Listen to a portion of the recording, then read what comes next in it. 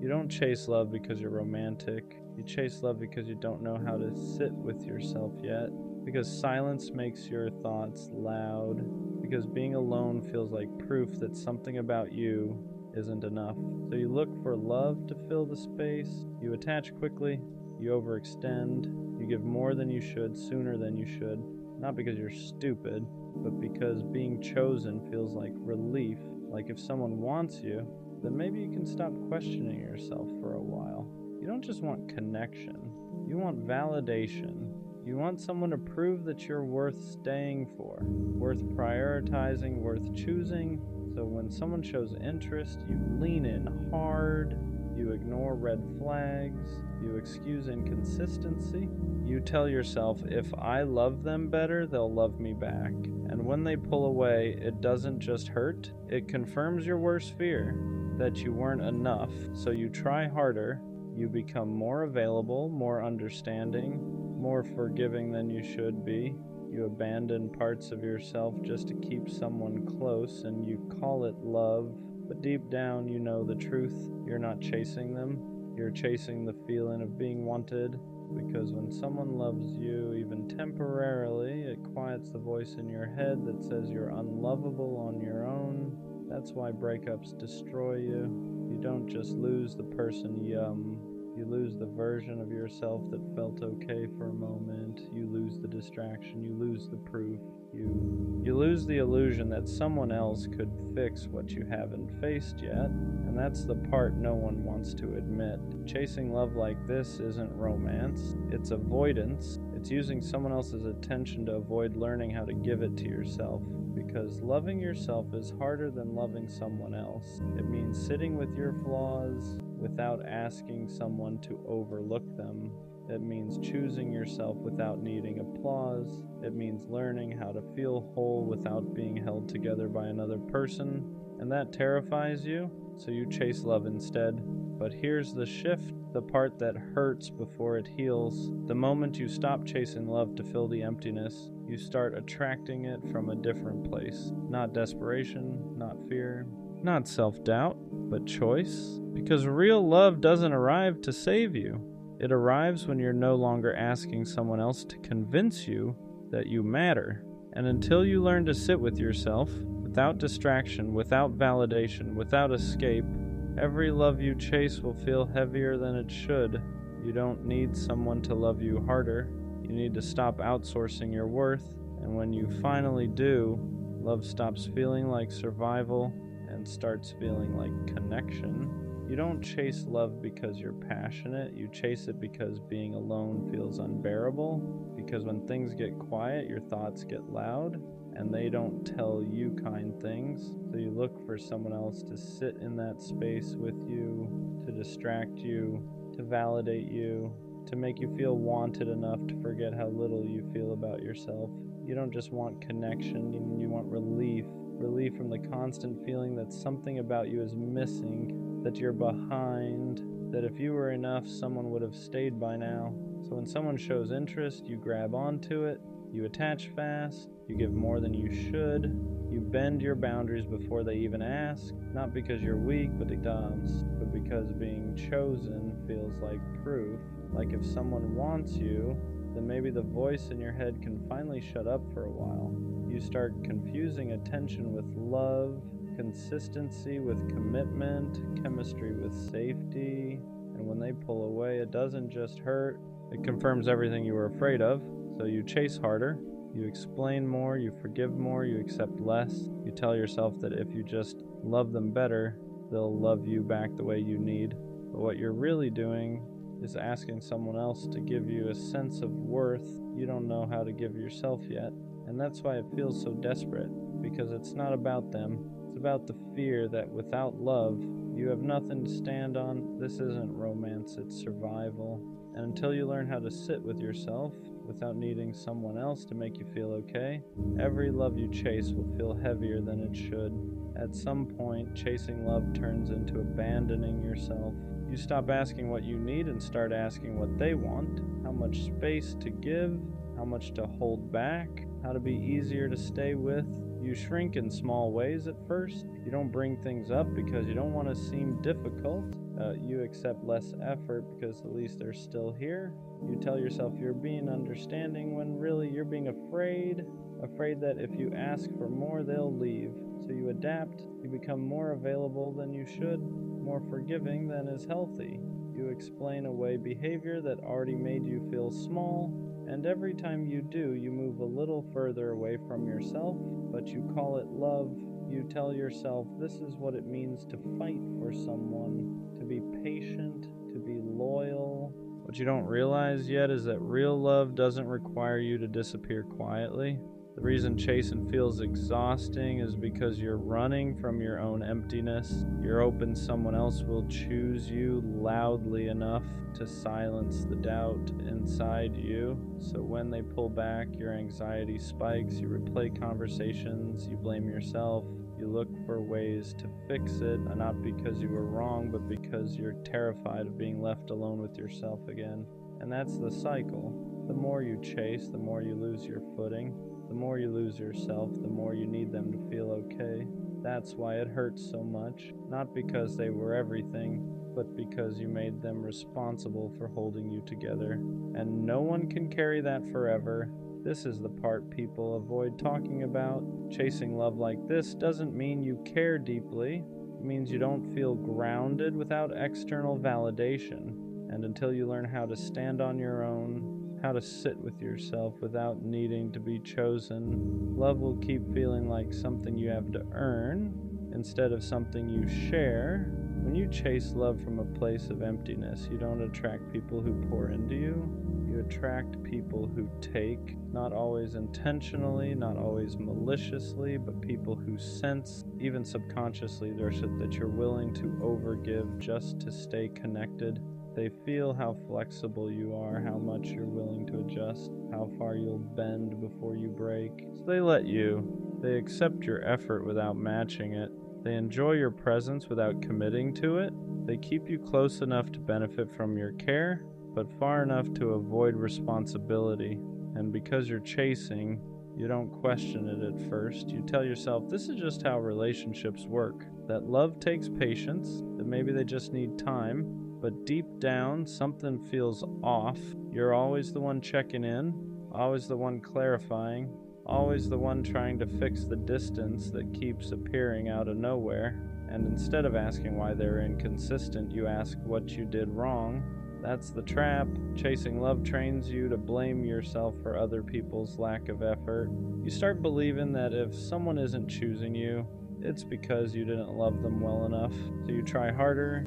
You give more reassurance, more patience, more access to parts of you that should have been protected, and the dynamic deepens. They stay comfortable, you stay anxious, they get affection without accountability, you get hope without security, and that imbalance keeps repeating until you finally see it for what it is. You're not unlucky in love, you're just chasing from a place that tells the wrong people you'll accept less than you deserve, because people who are capable of real love don't feel comfortable being chased. They meet you halfway.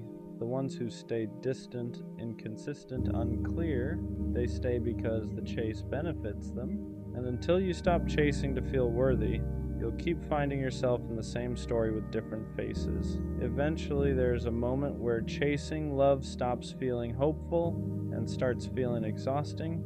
You realize you're tired, not because love is hard, but because you've been doing all the emotional work alone.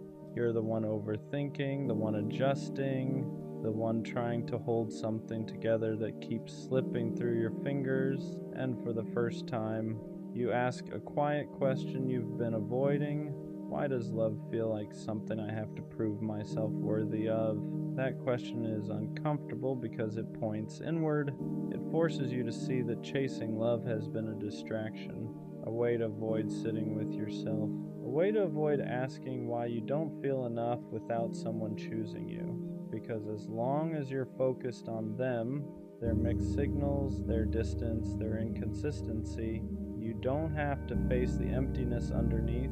You don't have to ask why you're afraid of being alone, why validation feels necessary, why rejection feels like confirmation instead of redirection.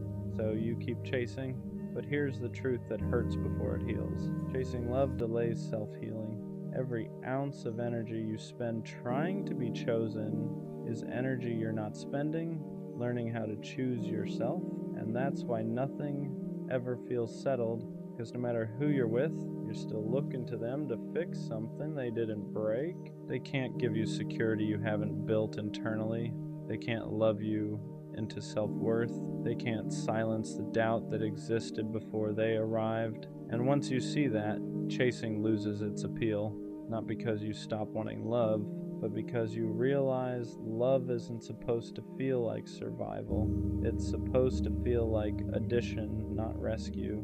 And the moment you stop running from yourself is the moment the chase starts to lose its power. Learning how to sit with yourself is the hardest part of this whole process, because when you stop chasing love, there's nothing left to distract you. No text to wait for, no signals to decode, no person to center your emotions around, just you. And that's when everything you've been avoiding comes to the surface. The insecurity you buried under effort, the loneliness you masked with attachment, the belief that without someone choosing you, you don't really matter. It feels uncomfortable at first, almost unbearable. You reach for your phone instinctively. You miss the chaos, you miss feeling needed, because chasing gave your pain direction, it gave your emptiness a target. Now there's nowhere to run. And this is where most people go back. They re-enter old dynamics, text people they shouldn't, lower their standards just enough to feel wanted again, not because they're weak, but because sitting with yourself requires honesty. It forces you to see that no one abandoned you the way you've been abandoning yourself. Every time you chased someone who was unsure, you told yourself your needs could wait. Every time you accepted inconsistency, you taught yourself to tolerate being half chosen. So being alone feels unfamiliar, not because you can't handle it, but because you've never stayed here long enough to build something solid inside yourself. This is where self-love actually starts, not affirmations, not confidence quotes, but learning how to stay when there's no validation coming in, learning how to comfort yourself instead of outsourcing it, learning how to choose yourself without needing approval. And slowly, something shifts. You stop craving attention. You stop confusing intensity with connection. You stop chasing people who feel familiar for the wrong reasons. Because now, you're no longer running from yourself. And when you stop doing that, love stops feeling like something you need to survive. When you finally start building self-love, the chase doesn't just slow down. It feels wrong. You notice it first in small ways. The anxiety doesn't hook you the same. Inconsistency doesn't feel exciting anymore. It feels draining. People who once felt magnetic now feel loud, unclear, unsafe, and that confuses you because for so long, chaos felt like chemistry. You were drawn to people who kept you guessing because guessing felt familiar, because uncertainty mirrored how unsure you felt about yourself. But now that you're learning how to stand on your own, that dynamic stops working. You don't feel the urge to prove yourself anymore. You don't feel the need to over-explain your worth. And suddenly, chasing feels humiliating, not because you're above it, but because you're finally grounded enough to feel how one-sided it always was. You start wanting different things: clarity instead of sparks, consistency instead of intensity, presence instead of pursuit. You want to be met, not chased or chasing. And here's the part people don't expect. Self-love makes some connections fall apart. People who benefited from your overgiving feel the shift immediately. They sense you're no longer bending, no longer available on demand, no longer trying to earn their attention, and some of them leave. Not because you changed for the worse, but because the version of you that chased them is gone. That can hurt, because even when you're healing, loss still feels like loss, but this time it doesn't destroy you, because you're no longer tying your value to someone else's choice. You understand something now.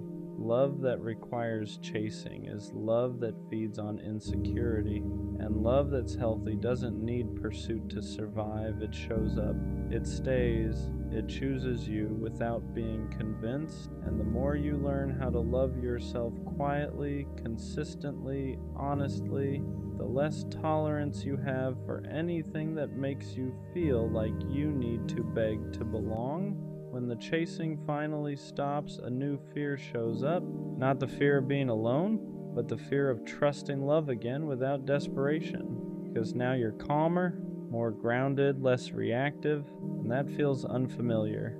You're used to love coming with anxiety, with overthinking, with that constant urge to secure someone's attention before it disappears. So when things are steady, part of you doesn't know what to do. You wait for the other shoe to drop. You look for signs something is wrong. You brace yourself for distance that never comes, because chaos used to feel like proof that something mattered. Now peace feels suspicious. You're not chasing anymore, but you're still learning how to receive, how to let someone show up without questioning why, how to accept consistency without trying to earn it. And that's harder than it sounds, because chasing trained you to believe love had to be worked for, that if you weren't doing something, fixing something, proving something, it wouldn't last. So when someone meets you without needing to be convinced, your instinct is to pull back, not because you don't want it, but because you're afraid of trusting something that isn't fueled by fear. This is the quiet stage of healing, where you're not running anymore, but you're not fully relaxed either. You're learning that love doesn't have to feel urgent to be real, that being chosen calmly is still being chosen, and slowly you start letting yourself believe it. You stop checking for exits, stop rehearsing disappointment, stop preparing for abandonment that hasn't happened, because for the first time, you're not chasing to feel worthy. You're standing still and letting love come to you. And that's when you realize how much strength it actually takes to stay. When you stop needing love to save you, everything about it changes. You're not chasing anymore, but you're also not hiding. You're just stable, and that's unfamiliar. You notice how different it feels to want someone instead of needing them. There's no panic behind it, no urgency, no feeling that if this doesn't work out, you'll fall apart. And that scares you in a new way, because chasing gave you purpose. It gave your emotions somewhere to go. It made love feel intense, consuming, alive. Now love feels quieter, not empty, just grounded. You don't lose yourself in people anymore. You don't rearrange your life to keep someone interested. You don't abandon your needs to avoid being left. And because of that, you become harder to hook, not emotionally unavailable, just unavailable to dynamics that require you to shrink. You start noticing things you used to ignore, how someone responds to boundaries, how they handle consistency, how they show up when you're not overgiving. And if they fade when you stop chasing, you don't panic, you understand. They weren't there for you. They were there for the version of you that was always reaching. That realization hurts, but it also frees you. Because now you know love that disappears when you stop chasing was never love meant to stay.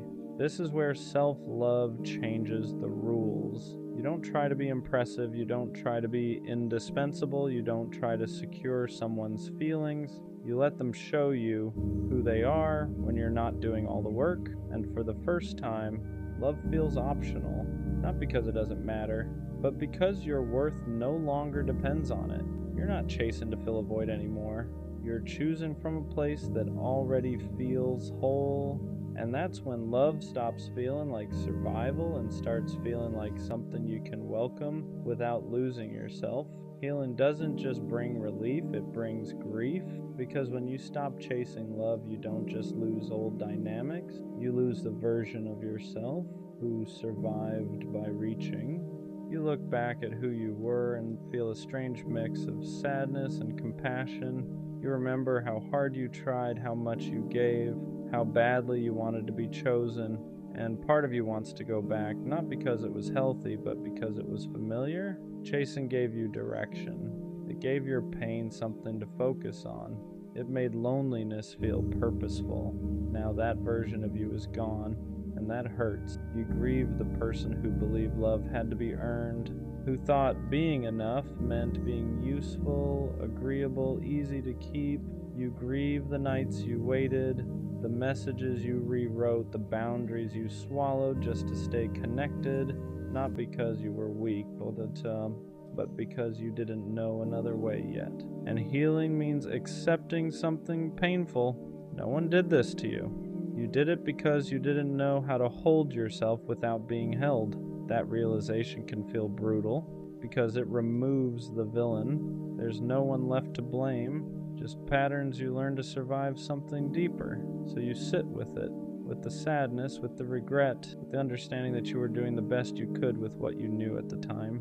And slowly, that grief turns into respect. Respect for how much you endured, for how deeply you wanted love, for how brave it was to keep believing, even in the wrong places. You don't hate the old version of you. You thank them because they carried you until you were strong enough to stop chasing and start choosing yourself. And that's what makes this stage heavy. You're not broken anymore, but you're still letting go.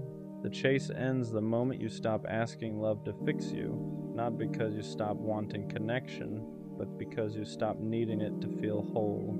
You finally understand something simple that took you years to learn. Love was never supposed to be proof that you matter. It was never meant to carry your worth, never meant to quiet your self-doubt, never meant to save you from yourself. That was too much to ask of anyone. So you stopped chasing, not in anger, not in bitterness, but in clarity. You stop running after people who make you feel uncertain. Stop explaining your needs to people who don't listen. Stop overgiving just to feel chosen, because now being chosen by yourself comes first. You learn how to sit with silence without panicking, how to be alone without feeling abandoned, how to exist without needing constant reassurance, and something changes. Love no longer feels urgent, it no longer feels like survival. It no longer feels like something you have to secure before it disappears. It becomes optional, not because it's unimportant, but because your life no longer collapses without it. And that's when the real shift happens. You don't attract love from desperation anymore. You don't bond through wounds. You don't mistake intensity for connection. You choose slowly. You choose clearly. You choose from a place that isn't begging to be filled.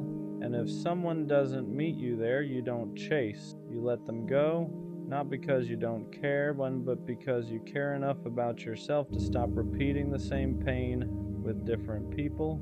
The version of you that chased love wasn't weak. They were hurting, they were lonely, they were trying to survive.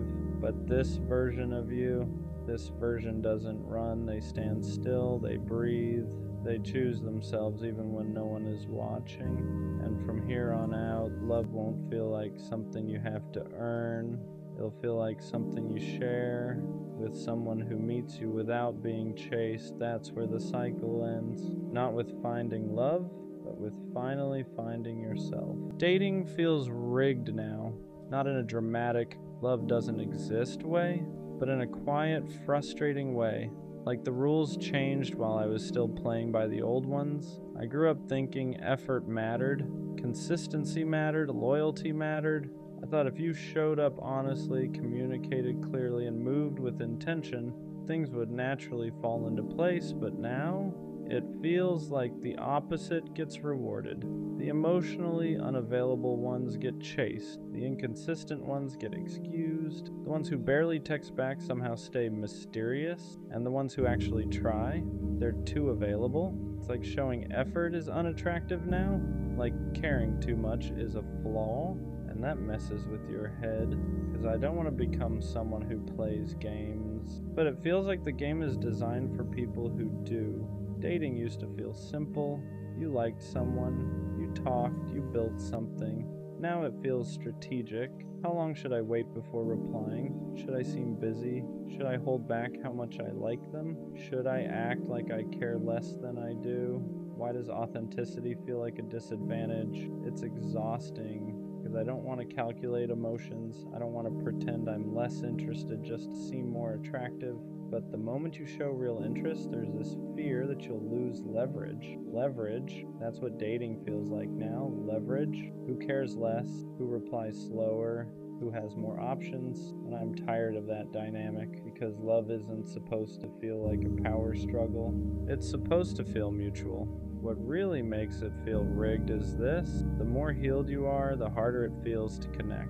If you have boundaries, you're too strict. If you communicate clearly, you're too serious. If you move intentionally, you're moving too fast. But if you're emotionally distant, if you're inconsistent, if you keep people guessing, that's attractive, and I don't understand it, because I worked on myself. I healed attachment issues. I learned to communicate instead of shutting down. I stopped chasing people who weren't sure about me, and somehow that made dating harder. It feels like emotional maturity is rare, and when it is rare, it's misunderstood. There's also the illusion of options. Social media makes it look like everyone is replaceable, like there's always someone better one swipe away. So instead of building through discomfort, people reset. Instead of communicating through confusion, people ghost. Instead of fixing, they upgrade. And that constant availability of more makes commitment feel fragile. Why work through something hard when you can just download someone new? It's a dangerous mindset, because real connection isn't built in perfect conditions. It's built through friction, through patience, through staying. But staying feels outdated, and that's what makes it feel rigged. I think the hardest part is trying to stay authentic in a system that rewards detachment. I don't want to pretend I don't care. I don't want to act busy to seem important. I don't want to withhold affection to build mystery. But I also don't want to keep feeling like the only one showing up fully, because over time, you start wondering if you need to adapt, if you need to become colder, more distant, more unpredictable, and that's scary, because I don't want dating to change my character. I don't want to start playing games just because everyone else is. Dating feels rigged because effort isn't always matched. You can show up consistently and still get replaced. You can communicate clearly and still get ghosted. You can be loyal and still get cheated on. And after enough of that, it starts to feel pointless. Like, what's the reward for doing it right? Where's the payoff for emotional maturity? But maybe that's the wrong perspective. Maybe dating isn't rigged. Maybe it's filtering. Maybe the people who run from consistency are showing you they aren't built for it. Maybe the ones who disappear at the first sign of depth were never ready for it. And maybe the frustration is proof that you've outgrown surface level connections. Still, it's tiring. Tiring to reintroduce yourself, tiring to explain your intentions, tiring to build from scratch, tiring to stay optimistic when patterns repeat, because every time something doesn't work out, you question yourself. Am I too much, too intense, too available, too honest? And when those questions stack up, dating stops feeling exciting. It starts feeling like a test you didn't study for. But here's something I'm starting to realize. The right person won't make dating feel like strategy. They won't reward detachment. They won't require you to care less to keep them interested. They won't need games to stay engaged. With the right person, effort won't feel like a disadvantage. It'll feel matched. And maybe that's rare, but rare doesn't mean impossible. It just means selective. Dating feels rigged when you're trying to build something real in a culture that normalizes temporary. But I refuse to downgrade my standards just to fit in. I refuse to act uninterested just to attract interest. I refuse to pretend I don't want something meaningful, because I do, and I'd rather struggle finding something real than succeed at something shallow. Dating feels rigged, but maybe it's only rigged for people who want depth, because depth requires patience, it requires alignment, it requires two people who are equally ready, and that combination isn't common. So maybe it's not rigged, maybe it's just rare, and rare takes time. I won't become colder just to win. I won't play detached just to feel chosen. I'll stay intentional, even if it means slower, because the right connection won't reward games, it'll reward honesty. And when when that happens, dating won't feel rigged anymore. It'll finally feel aligned. I don't ask for much. I don't need constant reassurance. I don't need public displays. I don't need dramatic promises, but sometimes I catch myself wondering, do you even love me? Or do you just love the role I play in your life? Because there's a difference. Loving someone means you care about their heart. Liking what they do for you means you care about their presence, and those are not the same thing. I'm the easy one to love. I don't argue much. I don't complain often. Try to understand before reacting. I adjust. I compromise. I give space when needed. And sometimes I wonder if that's the problem, because when you're low maintenance, people forget maintenance is still required. Love isn't just staying, it's how you stay. Do you check in on my feelings without me hinting at them? Do you notice when my energy shifts? Do you protect my heart the same way I protect yours? Or do you just assume I'm fine because I don't break down in front of you? I think what hurts the most is not being unloved, it's being loved passively. Loved when it's convenient, loved when you need comfort, loved when I'm strong for you, but quiet when I need the same intensity back. That kind of love feels unbalanced, and imbalance turns into doubt. Sometimes I don't need more affection, I need clarity. Clarity in actions, clarity in effort, clarity in consistency. Because love shouldn't feel seasonal, it shouldn't spike when you're lonely and fade when you're comfortable. It should be stable, not loud, stable. I've realized something. If I have to constantly question whether I'm loved, then something is missing. Not necessarily feelings, but expression. Because real love doesn't leave you in confusion. It reassures you without you begging for it. It shows up without you scheduling it. It protects your peace instead of disturbing it. And maybe you do love me. Maybe you just love differently. But here's the truth no one likes to admit. If your version of love doesn't make me feel secure, then it's incomplete, because love isn't just about what you feel internally. It's about what I experience externally. I don't want to beg to feel valued. I don't want to explain why consistency matters. I don't want to teach someone how to treat me with care. If I have to convince you to show up for me properly, that's not partnership, that's negotiation. And love shouldn't feel like negotiation. The scary part is this: I don't want to lose you, but I also don't want to stay somewhere where I feel half chosen. Because half love is heavy, it keeps you close enough to hope but far enough to doubt, and doubt slowly eats at your confidence. So do you even love me? Maybe the better question is, do I feel loved consistently? Do I feel prioritized, protected, considered? Because love shouldn't feel like a mystery. It shouldn't feel like something I have to decode. If I'm loved, I should know.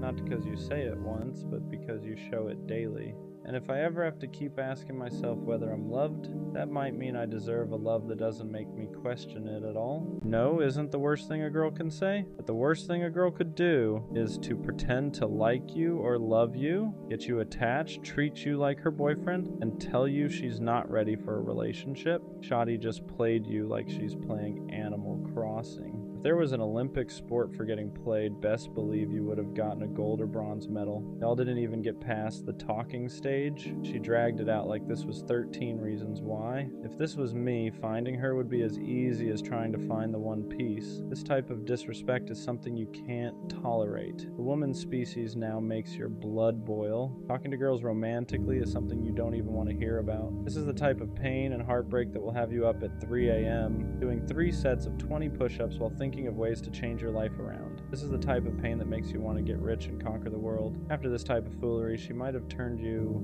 nonchalant. Now every girl you meet after her suffers. It's like she broke the way you loved and trusted. This is honestly most of us guys' lore. A lot of us aren't born nonchalant. It's usually someone who makes us feel that we need to be this way to protect ourselves from the way we were once hurt. This is why I always say don't give away your love and your heart too soon. Then it could all be a game of poker, and these girls are waiting for you to show your hand so they can crush you and take you for everything you have. After that kind of situation, you don't just move on like nothing happened. People act like you can just charge it to the game, but that game took something from you. It took the version of you that believed words matched actions. It took the version of you that assumed consistency meant interest.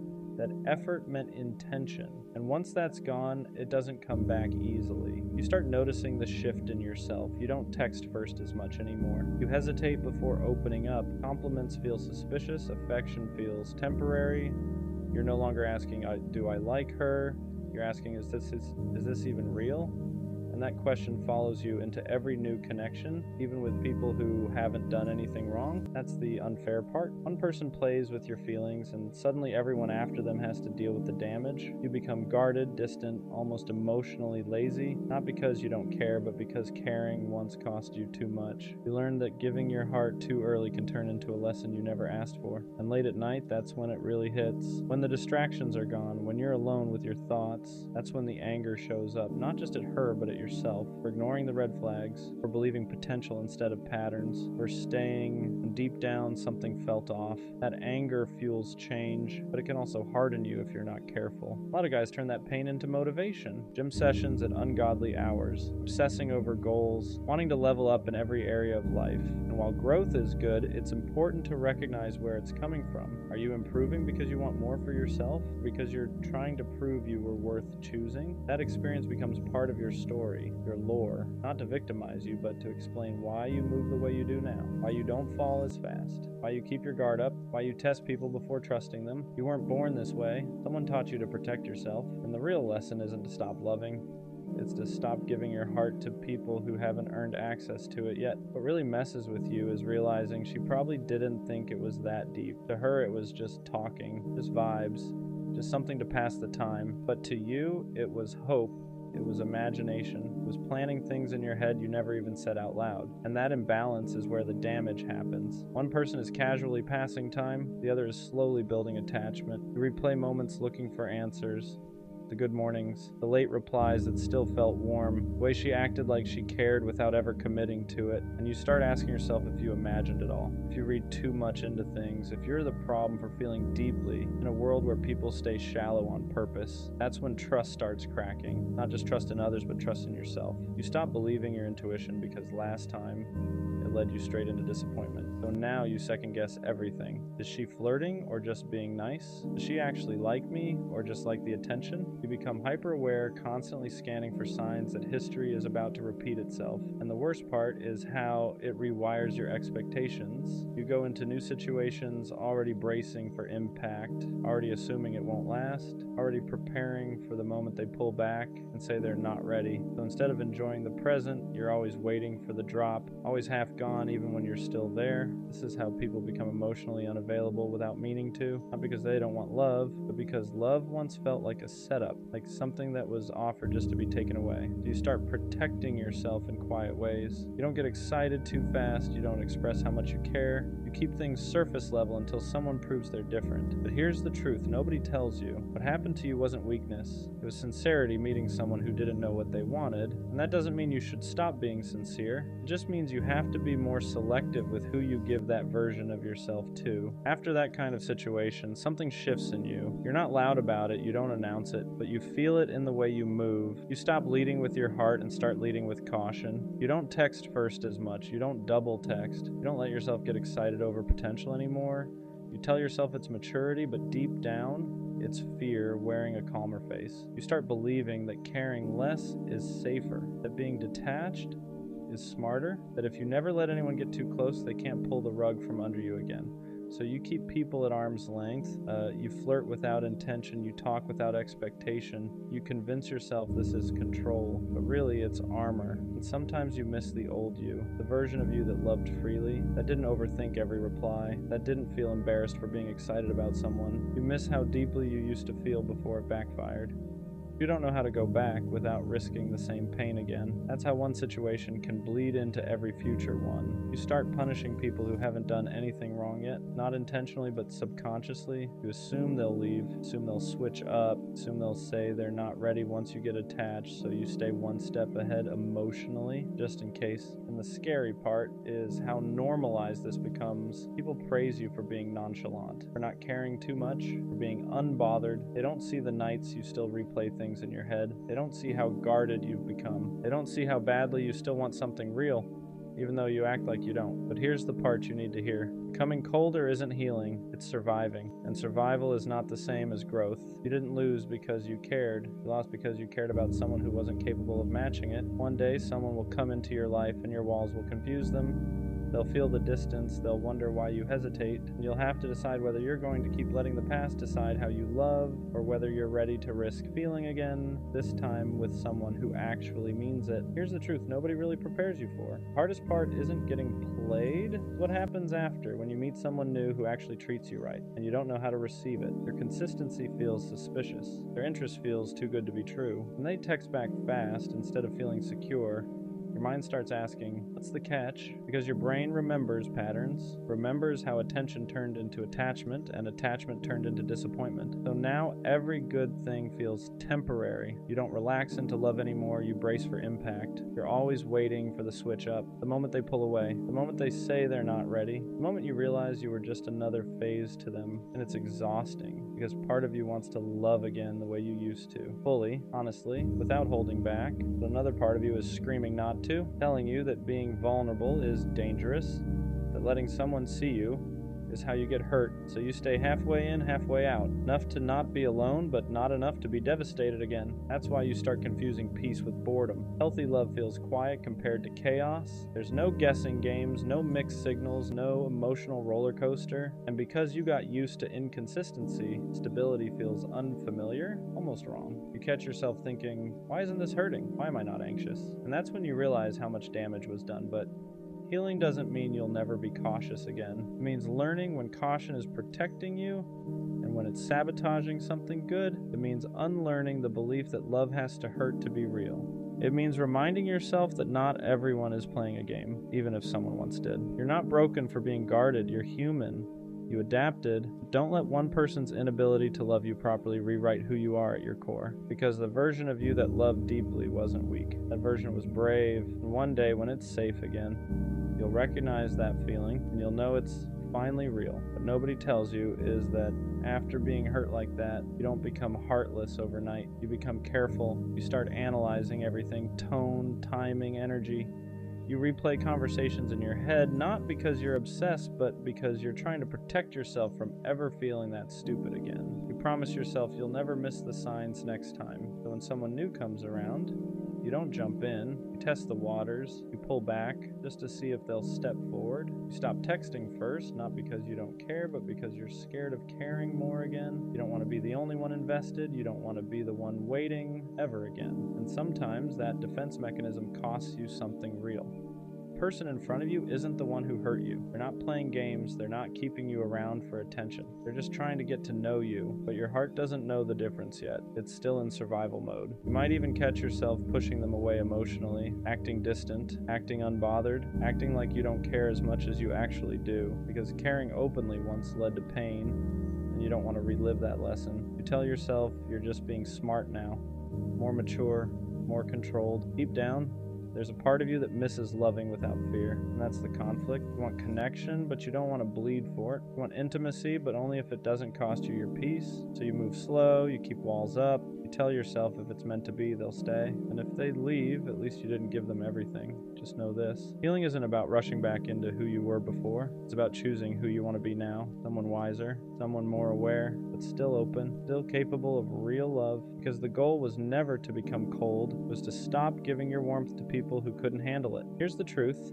Most people never say out loud. Becoming guarded doesn't mean you lost your ability to love. It means you finally learned your worth. There's a difference. You didn't harden because you're bitter. You hardened because you had to survive something that broke you when you were genuine. You remember how freely you used to give, how you didn't hesitate, how you showed up with your whole chest. No hesitation, no backup plan. You didn't measure effort. You didn't keep score. You just loved. And when that got taken advantage of, it didn't just hurt your heart. It shook your identity. It made you question if being that open was a mistake. So now you hesitate. You don't open up right away. You don't trauma dump. You don't promise things too early. You don't let people know how deeply you feel until they've proven they're safe. And that's not weakness. That's discernment. That's growth. But sometimes people misunderstand that version of you. They call you distant, distant, nonchalant, emotionless. They don't see the emotional discipline it took to become this way. They don't see the nights you had to teach yourself how to let go, how to sit with silence, how to stop chasing explanations that were never coming. And yeah, it gets lonely sometimes because not everyone has the patience to get past your walls.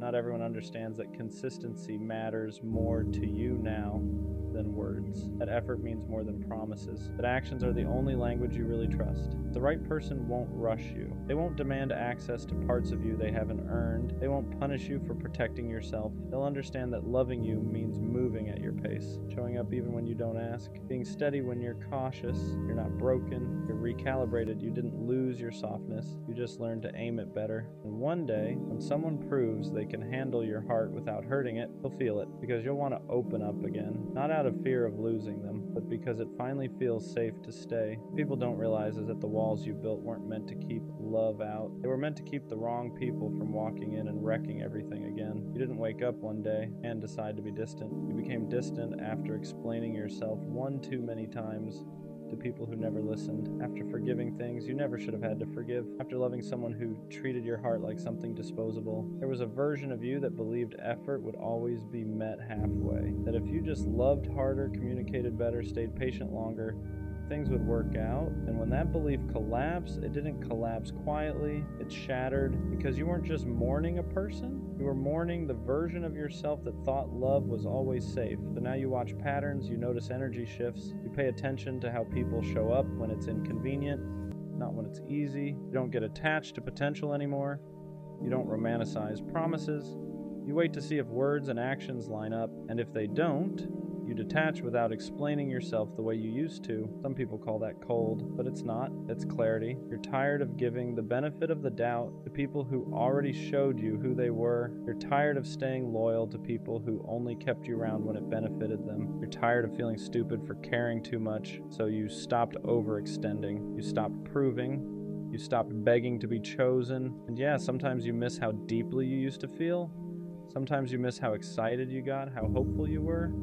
But you also remember the crash, the nights you questioned your worth, the way your chest felt heavy for weeks, the way you blamed yourself for someone else's inability to love you properly. That's why you don't rush now. That's why you don't fall fast. That's why you protect your peace like it's sacred, because you know what it costs to rebuild yourself from emotional ruins. And the truth is, the right person won't see your caution as a flaw. They'll see it as proof that you value yourself. They'll be patient enough to earn your trust, consistent enough to soften your guard, safe enough to remind you that not everyone comes to take. You're not afraid of love, you're afraid of losing yourself again. And that fear makes sense. Here's the part nobody tells you when you go through something like that. The fact that you're guarded now doesn't mean you're broken. It means you survived, it means you learned, it means you finally stopped pouring yourself into people who treated your heart like something they could pick up and put down whenever they felt like it. You didn't lose your ability to love. You just stopped giving it to people who didn't know how to hold it. Deep down, that soft version of you still exists. The one who loves deeply, the one who shows up, the one who means what they say and stays when things get uncomfortable. You didn't kill that part of yourself. You just hid it, locked it away until someone proves they're safe enough to see it again. And that's growth,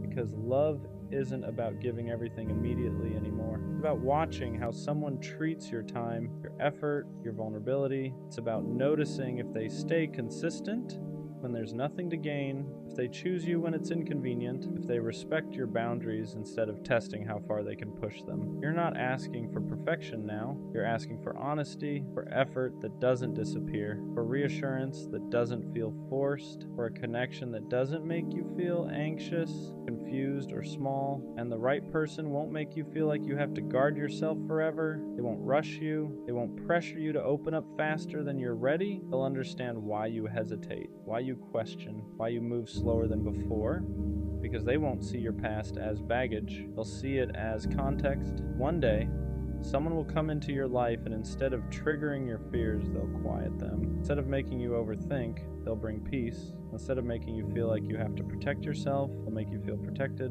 Until then, it's okay to choose yourself. It's okay to walk away faster. It's okay to protect your heart. You're not cold. You're not heartless. You're just done bleeding for people who never planned to stay. And when love comes again, it won't break you, because this time, you know your worth. I'll be gone one day. Not in a dramatic way.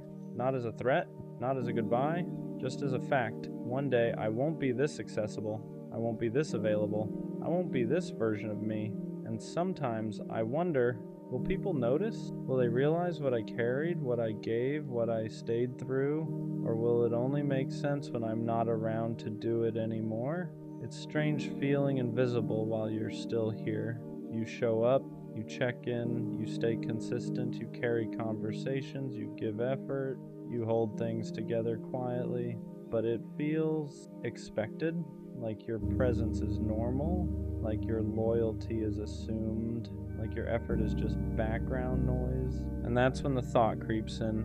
If I stopped doing this, if I pulled back, if I disappeared, would anyone feel the shift? Or do people only realize what you meant after you're no longer there to give it? Being the strong one rarely gets applauded. You're the one people vent to, the one who keeps it together, the one who doesn't break down publicly. So they assume you're fine. They assume you don't need reassurance, don't need checking in, don't need to be chosen loudly, because you've trained everyone to see you as stable. But strength can be lonely, carrying everyone else's emotions while quietly managing your own, smiling through things you never fully process. And sometimes you think, if I ever stopped being the strong one, would anyone know how to hold me? Or would they only realize what I was carrying after I put it down? There's a quiet exhaustion that comes with always being dependable. You don't cancel, you don't disappear, you don't make people question where they stand with you. You're solid. And because of that, people get comfortable. They assume you'll always answer, always show up, always understand. But no one asks how much it costs you. No one sees the days you wanted to shut down, the moments you needed someone else to take the lead. Being reliable is a beautiful trait, but when it's constant, it becomes heavy. And sometimes you think, if I ever stop carrying this role, will they notice the weight I was holding all along? What happens when the dependable one finally pulls back? At first, nothing. People assume you're just busy, just tired, just having an off day. But when the consistency shifts, when the long paragraphs turn short, when the constant availability fades, that's when they feel it. The silence hits different when it's coming from the one who never used to go quiet. And suddenly, they notice what you used to do, the way you checked in first, the way you kept things from falling apart, the way you made everything feel steady. And it's not about revenge, it's not about proving a point, it's about capacity, because even the strongest ones get tired of being unheld. And when they finally step back, it's not dramatic, it's quiet, but it changes everything. Being gone doesn't always mean physically leaving. Sometimes it means emotionally detaching. Still replying, but not overextending. Still present, but not pouring the same energy. Still there, but no longer carrying what isn't yours. That shift is subtle. You don't announce it, you don't explain it, you just stop overgiving. And the people who were used to your full capacity start to feel the difference, because now you're protecting your energy instead of offering it endlessly. You're choosing peace over being needed, and sometimes that's the real goodbye, not disappearing, just deciding you deserve to be poured into too. Being gone one day might not mean disappearing. It might mean evolving, becoming a version of yourself that not everyone gets access to anymore. The version that over-explains, that overextends, that tolerates bare minimum, gone. The version that accepts crumbs just to keep the peace, gone. Growth changes your availability. You don't respond the same. You don't tolerate the same. You don't give the same unlimited access. And some people will say you changed. They'll say you're distant, different, harder to reach. But what they really mean is you stopped being endlessly accessible. And sometimes being gone is just becoming too self-aware to stay in spaces that don't value you. The right people won't lose you when you grow. They won't complain that you changed. They'll adjust with you, because real connection isn't built on convenience. It's built on understanding. When you stop overgiving, the right ones won't call you distant. They'll ask if you're okay. When you set boundaries, the right ones won't feel attacked. They'll respect them. When you evolve, the right ones won't feel threatened. They'll evolve too.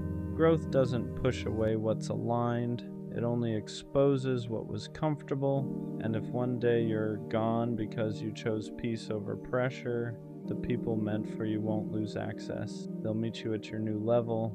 One day, being gone might just mean I finally chose myself, not selfishly, not dramatically, fully choosing peace over pressure, fully choosing growth over familiarity, fully choosing reciprocity over exhaustion, because for a long time I chose understanding, I chose patience, I chose staying, even when it drained me. But one day I'll choose alignment, and that might look like distance to people who benefited from my overgiving. It might look like silence to people who only checked in when I carried things. But to me, it'll feel like relief, because being gone isn't always about leaving others. Sometimes it's about finally not leaving yourself. I'll be gone one day, but not in a tragic way, in a transformative way. I'll be gone from the spaces that drained me, gone from the roles that confined me, gone from the version of me that overgave just to be appreciated. And the people who only valued what I provided, they'll call it distance. The people who only noticed when I carried things, they'll call it change. But the ones who truly saw me, they'll understand, because being gone isn't disappearing, it's evolution. It's choosing peace over performance, reciprocity over exhaustion, alignment over attachment. One day I'll be gone, and it won't be because I faded. It'll be because I finally grew into a version of myself that refuses to stay where I'm not valued. And that's not a loss. That's a rebirth. I don't think love works anymore. Not the way it used to. Not the way we were told it would. Because everything about it feels fragile now. Disposable. Temporary. I used to believe love was something you built and protected. Something you chose every day. Something that got stronger the more you worked through it. Now it feels like something people try on, like an outfit, like a phase, like something that lasts until it becomes inconvenient. And maybe that's just my experience talking. Maybe I'm jaded, maybe I'm tired, but it's hard not to feel this way when you've watched effort get ignored, loyalty get tested, and consistency get replaced with excitement. It feels like the people who care the most lose the fastest. The ones who communicate openly get labeled too much. The ones who stay calm get called boring. The ones who try to build something stable get overlooked for something unpredictable. And I don't understand when stability became unattractive. When did peace start feeling dull? When did consistency start feeling optional? When did love turn into a competition of who cares less? Because that's what it feels like now. Who replies slower? Who shows less emotion? Who keeps more options open? Who can detach quicker? It feels like the winner in modern love is the one who invests the least, and that doesn't make sense to me, because love was never supposed to be strategic. It was supposed to be mutual. It was supposed to feel safe. It was supposed to feel intentional. But now, it feels like leverage. It feels like power dynamics. It feels like emotional poker. And I'm tired of pretending that doesn't affect me. I don't want to play games. I don't want to pretend I don't care just to protect myself. I don't want to withhold affection just to maintain mystery. But every time I show up genuinely, it feels like I lose. And after enough losses, you start questioning the system, not yourself, the system. Because if doing things the right way keeps ending the wrong way, you start wondering if the rules changed, and maybe they did. Social media makes everyone feel replaceable. Dating apps make options endless. Attention is constant. Validation is everywhere, so commitment feels outdated. Why work through something uncomfortable when you can scroll into something new? Why communicate through confusion when you can ghost and reset? Why fix when you can replace? And I hate that mindset, but I see it everywhere. And after a while, it makes you wonder if love is even designed to last in this environment. If loyalty is rare, if depth is rare, if patience is rare. And when something is rare, it's harder to find. And when it's harder to find, you start feeling like maybe it doesn't work anymore. Not because love isn't real, but because people aren't built to sustain it. And that's the scariest thought. because I don't want to become cold. I don't want to stop believing, but I'm tired of investing in something that feels unstable. I'm tired of building just to watch it collapse. I'm tired of thinking something is solid just to realize it was temporary. And maybe love still works. Maybe it's just harder to find. Maybe it requires more maturity than most people are willing to bring. But right now, it feels broken. Not love itself, but the way we handle it. And I don't know if that's pessimism talking or experience. I think what makes me say, I don't think love works anymore isn't bitterness, it's exhaustion. Because every time I try to approach it the right way, intentional, honest, consistent, it feels like I'm bringing depth into a space that rewards detachment. And after a while, you start feeling like you're built wrong for this era. Like maybe you care too much. Like maybe you expect too much. Like maybe you still believe in something that everyone else quietly downgraded. It feels like effort used to mean something. Now effort feels risky. Because the more you give, the more exposed you are. And exposure in modern dating feels dangerous. The one who opens up first is vulnerable. The one who commits first is replaceable. The one who expresses feelings first is too invested. So people hold back. They ration affection. They ration honesty. They ration effort. And when both people are rationing, nothing fully forms. It becomes this half-built connection where nobody is fully in, just partially attached and partially guarded. And that's where love starts to feel like it doesn't work, because love requires surrender, not recklessness, not obsession, but surrender. You have to be willing to be seen, willing to risk loss, willing to invest without guaranteed return. And nobody wants to do that anymore. Everyone wants certainty before commitment, proof before vulnerability, security before effort. But that's not how love works. Love is built in uncertainty.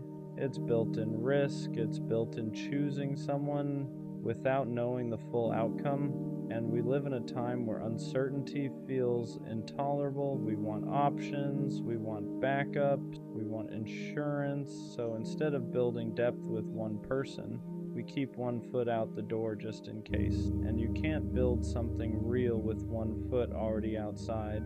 That's why it feels broken. Not because love itself stopped working, but because we approach it defensively now. And I get it. People have been hurt. People have been betrayed. People have been replaced, so they protect themselves. But protection can slowly turn into detachment, and detachment kills depth. You can't love deeply if you're constantly calculating exits. You can't bond securely if you're scanning for upgrades. You can't build trust if you're always half preparing for collapse. And I'm tired of feeling like I have to adapt to that. I don't want to love strategically. I don't want to care less just to stay safe. I don't want to pretend I don't feel strongly just to avoid looking invested. But when you keep getting hurt for showing up fully, you start wondering if maybe the world rewards the opposite. And that's where the doubt creeps in. Maybe love doesn't work anymore because too many people are operating from fear instead of intention. Too many people want the feeling of love without the responsibility of it. They want butterflies but not boundaries, excitement but not effort, chemistry but not consistency, and chemistry fades without consistency. Excitement fades without stability. Butterflies disappear when there's no structure holding them, so relationships collapse. And instead of reflecting, people reset, and the cycle continues. And when you've seen that cycle enough times, it's hard not to feel like something fundamental shifted. Like the culture around love changed. Like commitment feels heavier now. Like loyalty feels optional. Like patience feels outdated. And maybe I'm wrong. Maybe there are still people who believe in depth. Maybe there are still people who value stability. Maybe there are still people who don't treat connection like it's disposable.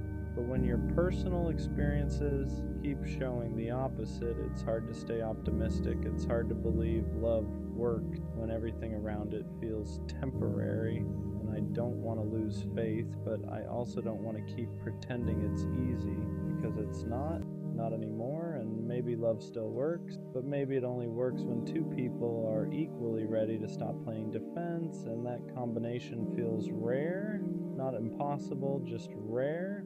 And rare takes patience, and patience feels hard when you've already invested so much of it before. So yeah, right now it feels broken. But maybe what's broken isn't love. Maybe it's how we've learned to approach it, and that might be fixable, but only if both people are willing to actually build instead of constantly preparing to leave. Maybe the real reason I don't think love works anymore is because it feels like timing is always off. You meet someone who seems aligned, you connect, you talk for hours, you feel understood, and then something small shifts. Not dramatic, not explosive, just subtle. They pull back slightly, energy changes, consistency drops, and instead of addressing it directly, things fade. That's what modern love feels like. Not endings, fading, no real closure, no real confrontation, just gradual detachment, and it leaves you questioning everything. Did I imagine the connection? Did I misread the depth? Did they ever feel it the way I did? Because when something ends without clarity, your mind fills in the blanks, and most of the time the blanks aren't kind. You start blaming yourself. Maybe I was too much, maybe I wasn't enough, maybe I moved too fast, maybe I didn't move fast enough, and that mental spiral gets exhausting. Love starts feeling like a puzzle with missing pieces. Like no matter how carefully you approach it, something unpredictable shifts. And maybe that unpredictability is what makes it feel broken, because love requires stability to grow. You can't build something meaningful on inconsistent ground. You can't plant something deep in unstable soil. And right now, everything feels unstable. People are distracted. Attention spans are shorter. Validation is constant. It's hard to compete with instant dopamine, because love isn't instant dopamine. It's slow burn. It's repetition. It's routine. It's choosing someone again and again, even when the excitement settles. And we live in a culture that constantly chases the next high. So once comfort replaces adrenaline, people confuse it with boredom. Once peace replaces intensity, people think something's missing. But peace isn't missing something. Peace is the goal. And maybe that's why love feels like it doesn't work anymore. Because people are chasing sparks instead of substance. They want fireworks every day, but fireworks aren't sustainable. They're loud, they're bright, they're temporary. Real love isn't fireworks, it's foundation, and foundations aren't flashy. They're steady, and steady doesn't trend well. Steady doesn't go viral. Steady doesn't give you constant emotional spikes, but steady is what lasts. And maybe we forgot that. Maybe we've confused intensity with compatibility. Maybe we've confused excitement with alignment. Maybe we've confused attention with affection. And when those illusions fade, people assume love failed. But maybe love didn't fail. Maybe expectations did. Still, it's hard not to feel tired. Because every time you start believing in something new, you're also bracing for impact. You don't enter connections open anymore. You enter them cautiously, guarded, prepared, and that guarded energy changes everything. Because love thrives in openness, and guarded hearts can't fully attach. So it becomes this cycle.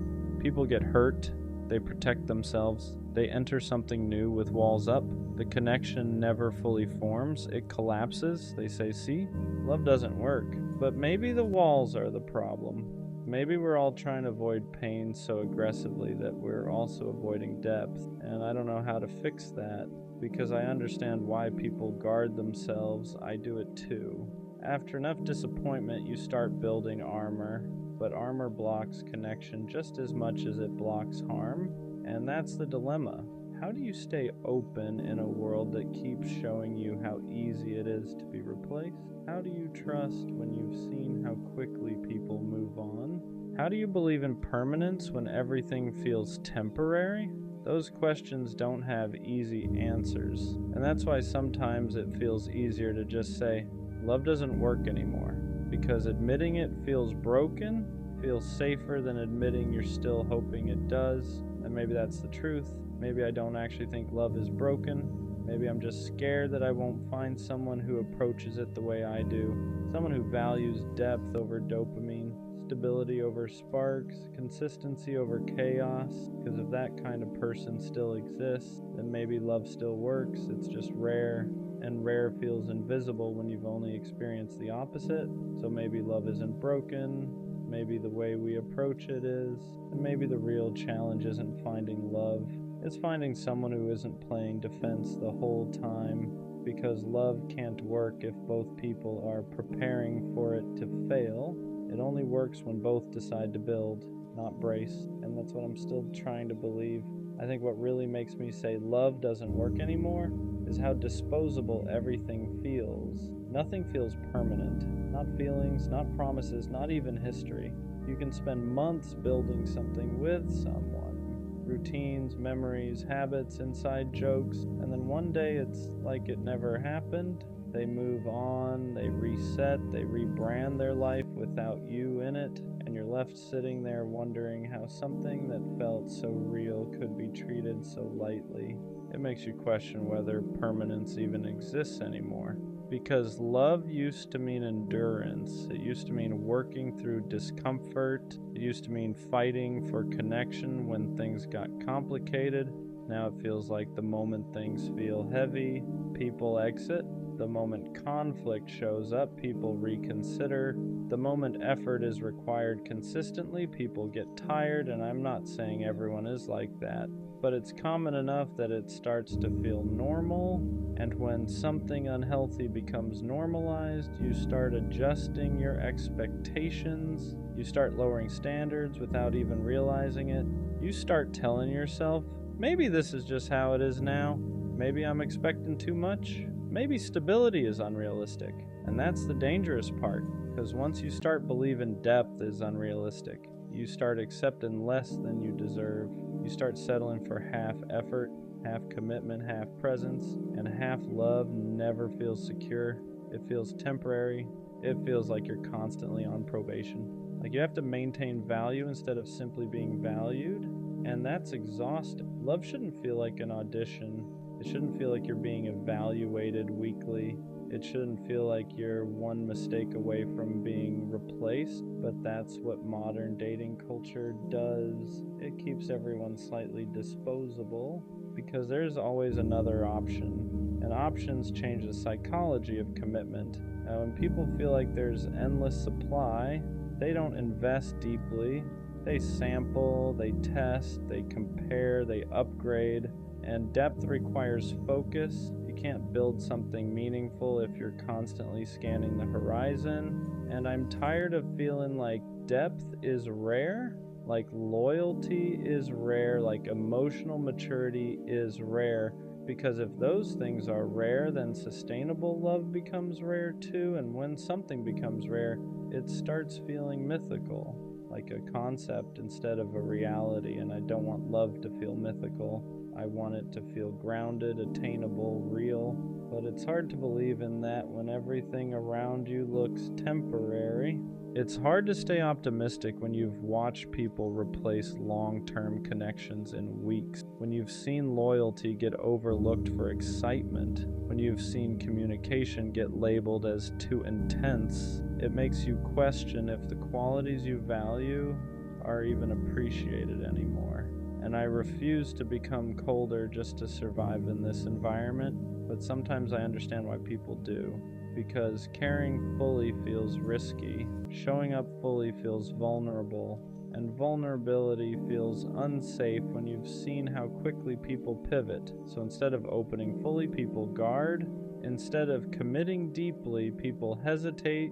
Instead of building, people browse. And browsing never creates attachment, it creates distraction. So maybe love doesn't feel like it works anymore, because too many people are browsing instead of building. Too many people are entertaining instead of committing. Too many people are protecting themselves instead of participating fully. And when both people are slightly guarded, slightly detached, slightly prepared to leave, the connection never roots deeply, it stays surface level. And surface level love doesn't survive pressure, it collapses the moment something real tests it. And that collapse reinforces the belief, see, love doesn't work. But maybe love isn't failing, maybe it's just not being handled properly.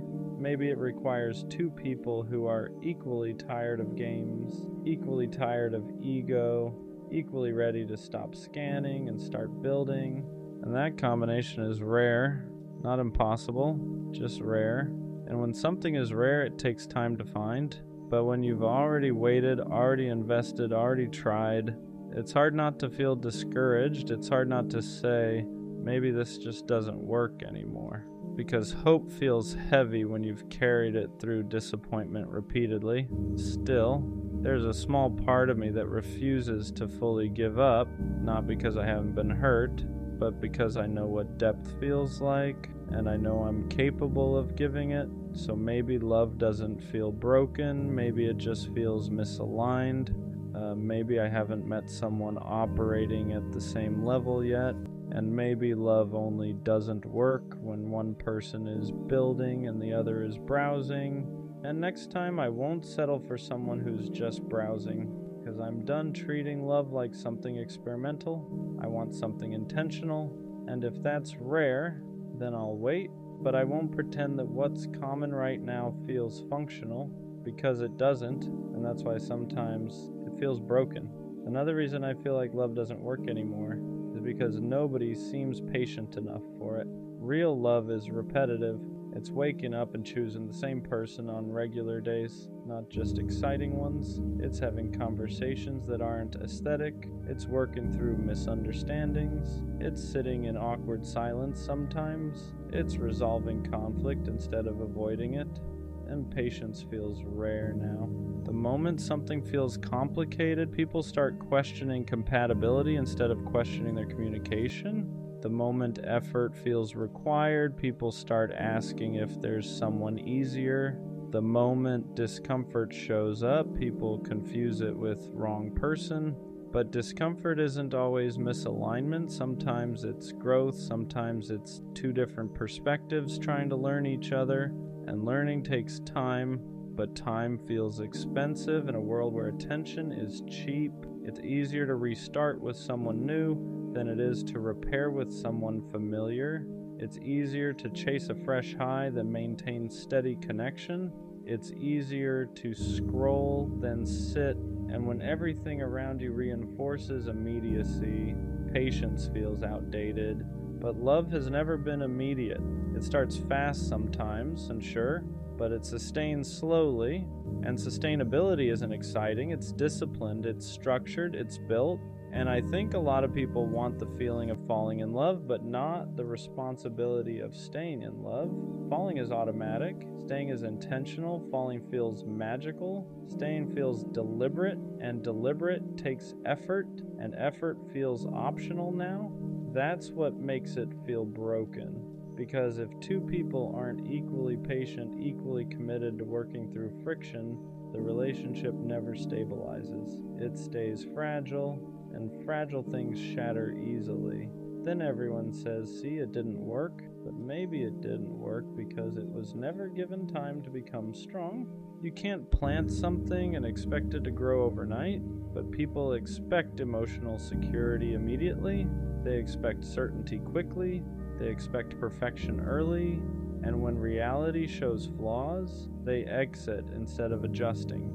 And after experiencing that enough times, you start questioning whether anyone actually stays long enough to build something durable. It's exhausting to be the only one willing to sit in discomfort and talk it through.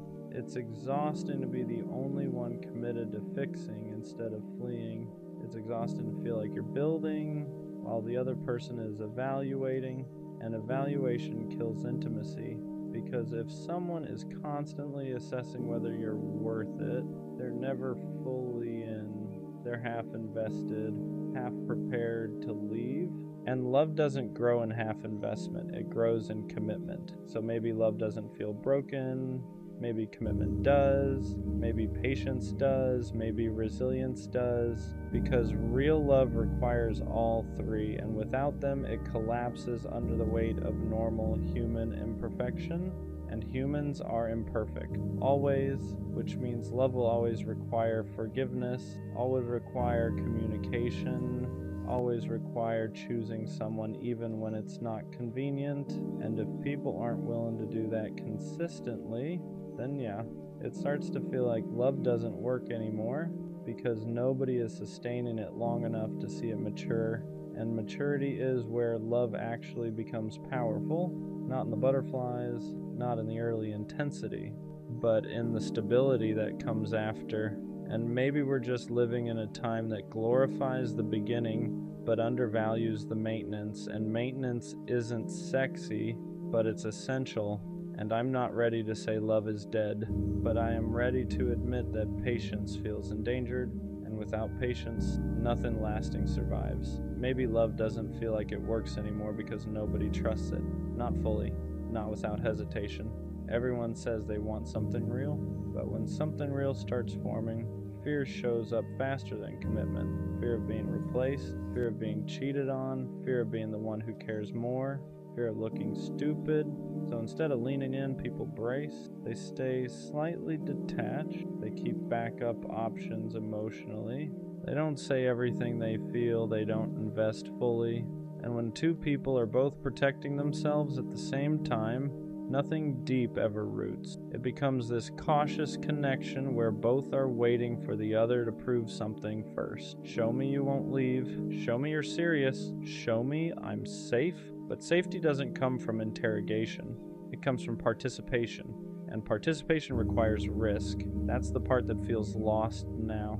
Nobody wants to risk looking foolish for love, but love has always required that. You have to be willing to look foolish, to say I care first, to show up consistently even when you don't know the outcome, to invest without a guarantee, and guarantees don't exist. So instead of risking vulnerability, people risk nothing. They test, they observe, they calculate, they delay emotional investment until it feels secure, but emotional security doesn't grow from calculation. It grows from consistency, and consistency requires trust, and trust requires vulnerability. It's a cycle, and when one part is missing, the whole structure collapses. So maybe love feels broken because too many people are trying to feel safe before they've actually built anything safe. They want certainty before commitment, but certainty is something you earn together, not something you demand up front. And I get it. Nobody wants to be hurt again. Nobody wants to feel like the fool who cared more. Nobody wants to invest months just to be replaced in weeks. But if both people are guarding themselves at all times, love never gets a chance to breathe. It suffocates under suspicion, it weakens under ego, it dissolves under comparison, and comparison is everywhere now. We compare partners to people online, we compare relationships to curated timelines, we compare our connection to someone else's highlight reel, and comparison erodes gratitude. It makes you focus on what's missing instead of what's present, and when gratitude fades, dissatisfaction grows, and dissatisfaction looks for alternatives, and alternatives are always available now, so commitment feels heavier than ever, because staying means choosing one thing in a world full of options, and that feels scary to people who haven't learned how to be content. And that's another part of why it feels like love doesn't work, because contentment is rare, and without contentment nothing feels enough. Not the effort, not the loyalty, not the stability. There's always a what if, and what if is poison to commitment. What if there's someone better? What if I'm settling? What if this isn't the highest version of love? But love isn't about maximizing, it's about choosing. And choice requires focus, and focus requires discipline. And discipline isn't romanticized anymore. Excitement is, intensity is, instant chemistry is. But chemistry alone can't sustain anything. It ignites, it doesn't stabilize, and maybe that's why love feels like it fails. Because people confuse ignition with foundation. They fall fast, they burn bright, they collapse quickly. And then they say, see? Love doesn't work. But maybe what didn't work was patience. Maybe what didn't work was emotional maturity. Maybe what didn't work was two people being equally willing to commit without constantly scanning for something better. I don't think love stopped working. I think standards changed. I think attention got divided. I think ego got louder. And I think fear got stronger. And fear makes people protect themselves in ways that sabotage the very thing they want. So when I say I don't think love works anymore, maybe what I really mean is I don't see enough people willing to handle it properly, because love is simple. People complicate it. Love is consistent. People are inconsistent. Love is intentional. People are distracted. And until two people show up ready to be disciplined about connection, not just excited about it, it's going to keep feeling unstable. And that's exhausting, because I don't want to approach love like a risk assessment. I want to approach it like a build. But building requires two architects, not one builder and one evaluator. And maybe that's the real challenge, not finding love, but finding someone who isn't quietly preparing for it to fail. Because love only doesn't work when someone stops working at it. And too many people stop the moment it requires effort instead of adrenaline. And I'm tired of adrenaline. I want foundation. And until I find someone who wants foundation too, it's gonna feel broken. Another reason it feels like love doesn't work anymore is because people are addicted to potential more than presence. They fall in love with what something could be instead of what it actually is. They fall for the idea, the fantasy, the imagined future. But when reality sets in, flaws, habits, differences, instead of adjusting expectations, they downgrade the connection.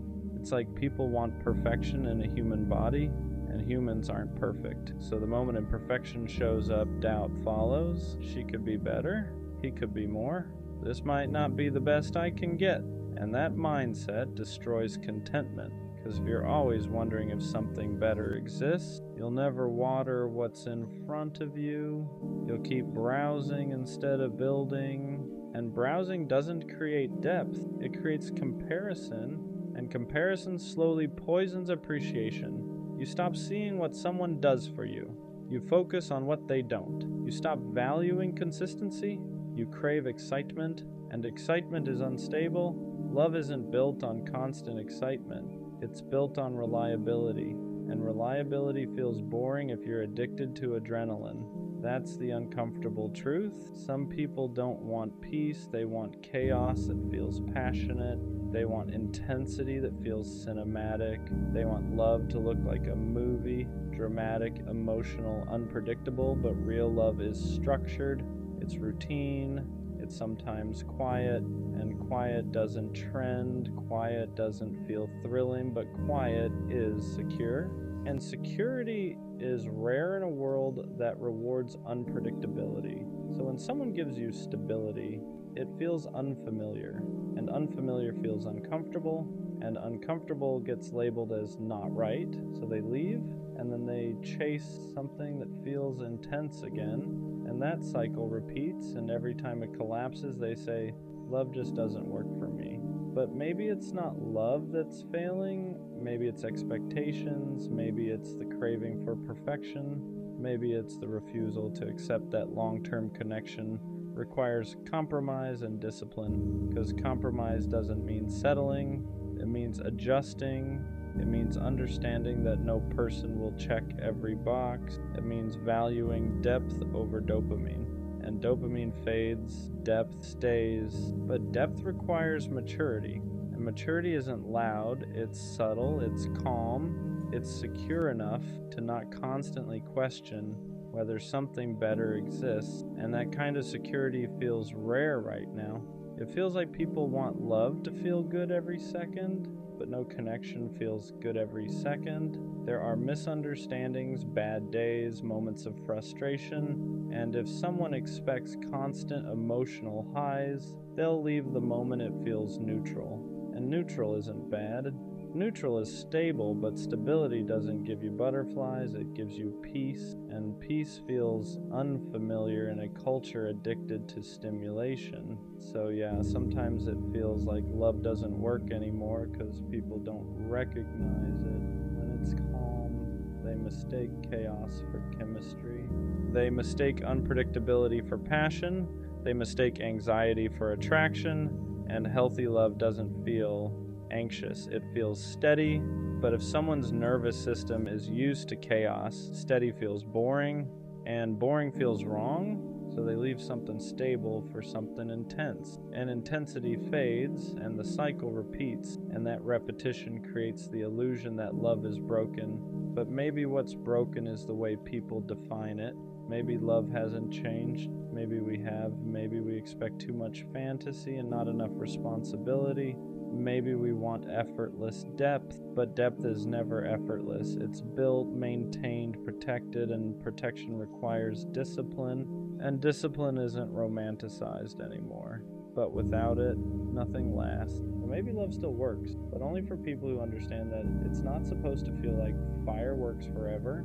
It's supposed to feel like foundation, and foundation doesn't crumble at the first sign of imperfection. It strengthens when both people decide to reinforce it. And that's the part that feels rare, not love, but two people equally ready to treat it like something sacred instead of something optional. And until that alignment happens, it's gonna keep feeling broken. And sometimes I wonder if the reason love feels broken is because people are more afraid of vulnerability than they are of loneliness. Loneliness is uncomfortable, but vulnerability feels dangerous. Loneliness just feels empty. Vulnerability feels exposing. And exposing yourself in a world where people can replace you in days feels reckless. So instead of risking being fully seen, people present edited versions of themselves, curated personalities, controlled emotions, measured effort. And when two curated versions try to connect, the connection stays surface level, because depth only forms when masks come off.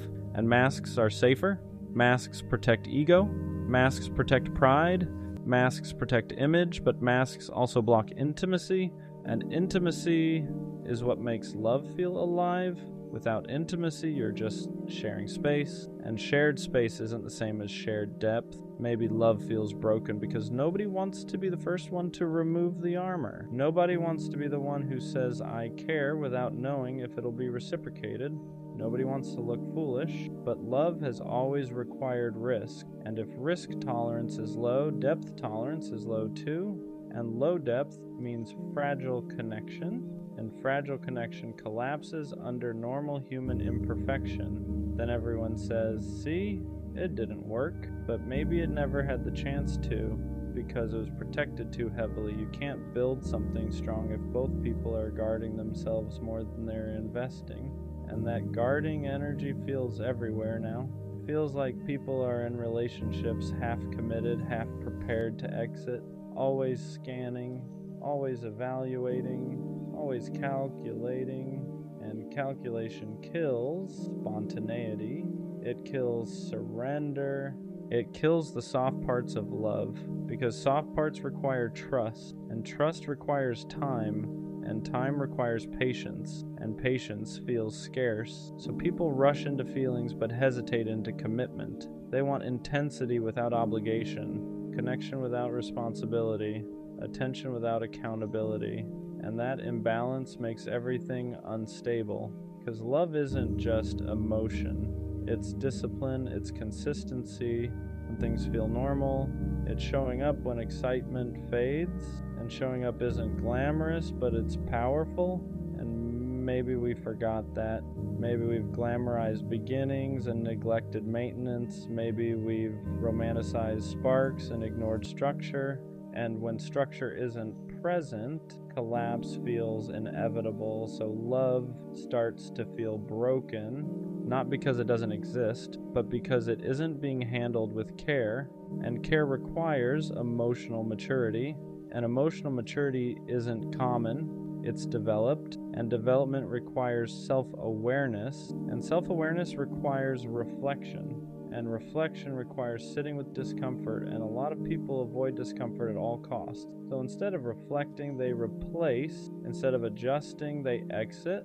Instead of building, they restart, and restarting feels easier than repairing. But restarting resets the lesson too. And the cycle continues, and after watching enough cycles, it's hard not to feel like love is just temporary. like everything eventually fades, like no one really stays. But maybe the problem isn't love, maybe it's our attention spans, maybe it's our tolerance for imperfection, maybe it's our fear of being fully seen, and maybe love only works when two people are brave enough to risk looking foolish for it, brave enough to commit without constant comparison, brave enough to stay when it's not cinematic, brave enough to build when it's not exciting.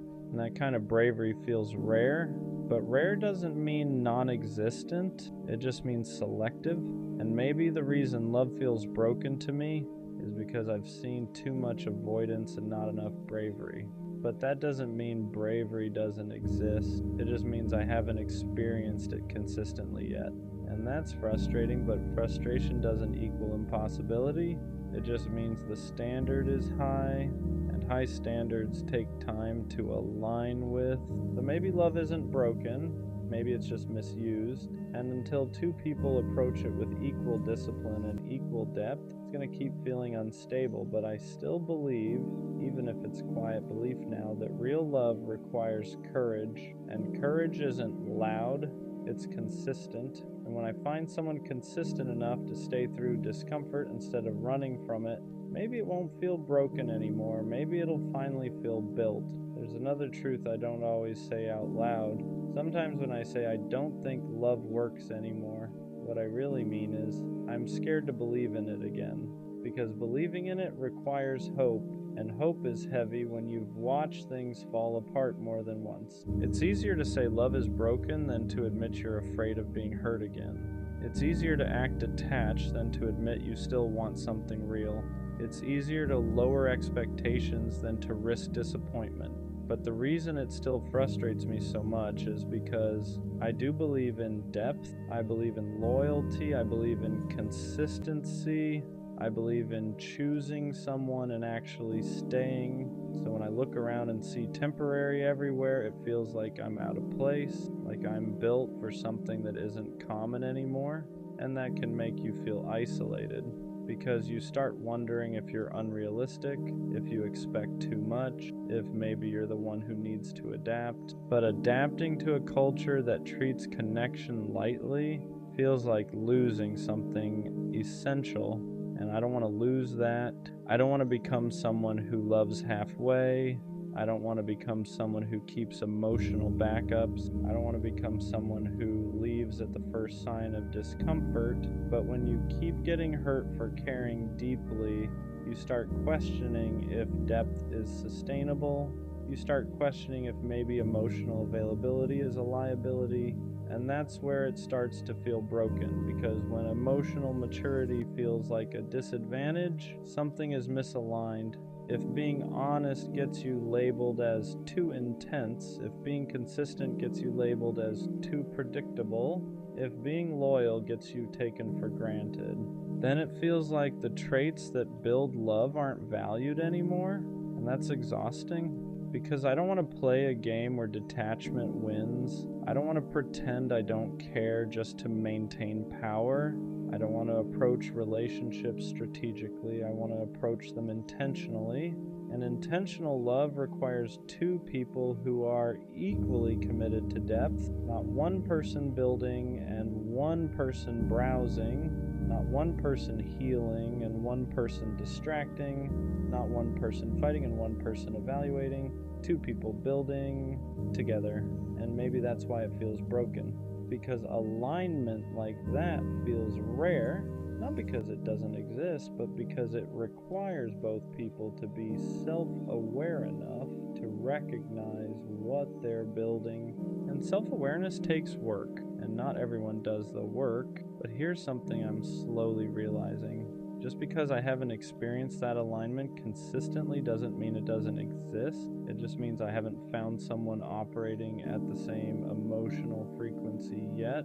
And maybe love doesn't feel like it works because I've been encountering people who are still figuring themselves out, still healing, still exploring, still distracted, and there's nothing wrong with that. But if two people aren't equally ready, love will always feel unstable. So maybe love isn't broken, maybe timing is, maybe readiness is, maybe emotional maturity is, and that's a different problem than love itself.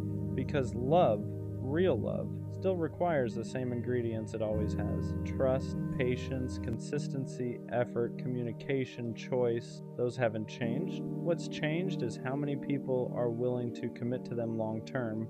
And that's what makes it feel fragile, but fragile doesn't mean impossible. It just means selective. And maybe the reason it feels broken is because I haven't experienced the selectivity paying off yet. So do I really think love doesn't work anymore? Or am I just tired? Tired of building with people who weren't ready? Tired of investing in connections that weren't aligned? Tired of watching things collapse because one person stopped trying? Maybe what feels broken isn't love. Maybe it's my optimism. Maybe it's my patience. Maybe it's my energy. Because loving deeply takes energy. Believing in something lasting takes courage. And after enough disappointment, courage feels heavy. But here's what I know. I don't want temporary. I don't want half effort. I don't want something that collapses the moment it feels normal. I want stability. I want intentionality. I want someone who doesn't get bored when peace replaces intensity. And if that's rare, then I'll accept that it's rare. But I won't accept that it's impossible because I know I exist. And if I exist, someone who still believes in depth and loyalty and consistency, then that means other people like that exist too. Maybe love doesn't feel like it works because it's not common anymore, but uncommon doesn't mean extinct. It just means it requires discernment. It requires patience. It requires walking away from people who treat connection casually. And maybe that's the real shift. Maybe love doesn't work when we try to force it with the wrong people. Maybe it only works when both people are equally disciplined about it. And discipline isn't flashy, but it's powerful.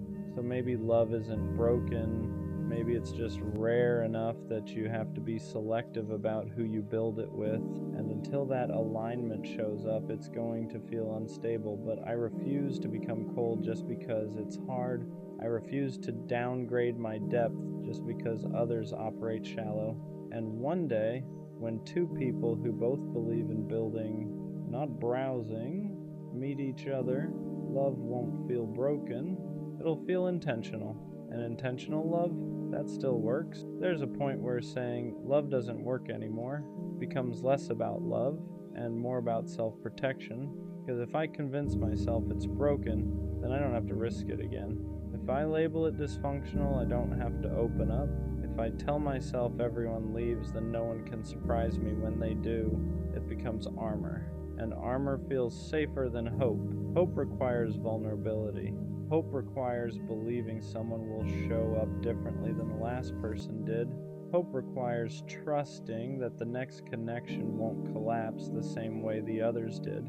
And that's hard, because patterns create expectations. If you've seen inconsistency enough times, you start expecting it. If you've been replaced quickly, you start bracing for it. If you've watched effort go unmatched, you start rationing yours. And slowly, without even noticing, you stop loving the way you used to. You become careful, measured, guarded. You don't say everything you feel. You don't invest as quickly. You don't attach as deeply. And then when something ends, it hurts less, but it also meant less. And that's the trade-off nobody talks about. If you protect yourself enough, you reduce pain, but you also reduce depth. And depth is the whole point, so maybe love doesn't feel like it works anymore because I've been loving defensively. Not fully, not recklessly, but cautiously. And cautious love never fully blooms. It survives. It doesn't flourish. And surviving isn't the same as thriving. Maybe I'm not doubting love. Maybe I'm doubting whether I can afford to feel that deeply again. Because feeling deeply means risking loss deeply. And loss has weight. And carrying that weight repeatedly makes you tired. But here's the uncomfortable truth. If I stop believing in love because others mishandled it, then I let their behavior reshape my character. And I don't want that. I don't want to become someone who loves halfway. I don't want to operate from fear. I don't want to treat every new person like they're already guilty of someone else's mistakes. But healing doesn't happen instantly. Trust doesn't reset overnight. And rebuilding optimism takes time, so maybe love isn't broken. Maybe I'm just rebuilding my trust in it. Maybe what feels like cynicism is actually exhaustion. Maybe what feels like disbelief is actually disappointment that hasn't fully healed, because when I'm honest with myself, I still want depth. I still want consistency. I still want something stable and intentional. If I truly believed love didn't work anymore, I wouldn't still crave it. I wouldn't still think about it. I wouldn't still care this much. The fact that I'm frustrated proves I still believe in it. You don't get frustrated over something you've given up on. You get frustrated over something you still want but haven't found. And maybe that's the shift. Maybe love isn't broken. Maybe my patience is just being tested. Maybe my standards are filtering out what doesn't align. Maybe every failed connection isn't proof that love doesn't work. Maybe it's proof that misalignment doesn't. And misalignment is common, but alignment is rare. And rare things take time to find. So maybe I need to stop saying love is broken. Maybe I need to say love is selective. Maybe I haven't experienced the right version of it yet. Because the version I want, stable, mutual, disciplined, requires two people equally committed to depth. And depth isn't everywhere. But it exists, I exist, which means someone else like me exists too. And maybe love doesn't feel like it works because I've been encountering people at different stages of emotional maturity, different levels of readiness, different levels of self-awareness, and that doesn't mean love is dead. It just means timing matters, and readiness matters, and alignment matters. So yeah, some days it feels broken, some days it feels like effort goes nowhere. Some days it feels like loyalty isn't valued, but deep down, I don't think love stopped working. I think I'm just tired of building with people who weren't built to stay. And that's different, because when two people are both ready, not just interested, not just attracted, but ready, love doesn't collapse easily. It stabilizes, it deepens, it roots. So maybe love isn't broken. Maybe it just requires the right two people at the right time. And until that alignment shows up, it's going to feel unstable. But I'm not done believing in it. I'm just more careful about who I build it with. And that's growth, not defeat. I found out what she really thought of me. And I wish I didn't, because in my head, it was different. I thought she respected me. I thought she valued me. I thought the way I showed up actually meant something to her. But the truth, it wasn't what I believed. And it didn't come out in a direct way. Not a conversation. Not something she sat me down and said. It came out indirectly. Through things I wasn't supposed to hear. Through how she spoke when I wasn't around. And that's when it hit me. The version of me in her head wasn't the same as the version of me I thought she saw. At first I didn't want to believe it because it didn't match how she acted around me. With me, she seemed calm, interested, like she actually cared. But what I heard didn't sound like that version of her at all. It sounded detached, like I wasn't that important, like I was just there. And that's what messes with you. When someone treats you one way to your face and thinks something completely different behind it, because now you don't know what was real, the way she talked to you, or the way she talked about you. And once I heard it, I couldn't unhear it. Every memory started changing. Moments that felt genuine started feeling questionable. Things she said started sounding different in my head, because now I was looking at everything through a new lens, a more honest one. And the more I thought about it, the more it started making sense. Why sometimes her energy felt off. Why sometimes I felt like I was trying harder. Why something always felt slightly uneven. I just didn't want to accept it back then. Because when you care about someone, you don't want to believe they see you differently than you see them. You want to believe it's mutual, that the respect is equal, that the value is the same on both sides. But it wasn't. Not really. Because if she truly saw me the way I thought she did, she wouldn't have spoken about me like that. She wouldn't have minimized what I was giving. She wouldn't have treated my presence like something replaceable. And that's the part that hits your ego, not in a loud way, in a quiet way, because now you're not just dealing with losing her, you're dealing with realizing how little you meant in her perspective. While you were taking her seriously, she wasn't taking you the same way, and that imbalance, it hurts more than the ending. For a while I started questioning myself, like maybe I misread everything. Maybe I thought it was deeper than it actually was. Maybe I gave too much meaning to something that wasn't built to hold it. Because when someone sees you as less than what you believed, it makes you feel like you got it wrong. But here's what I had to understand. Just because she didn't value me properly doesn't mean I wasn't valuable.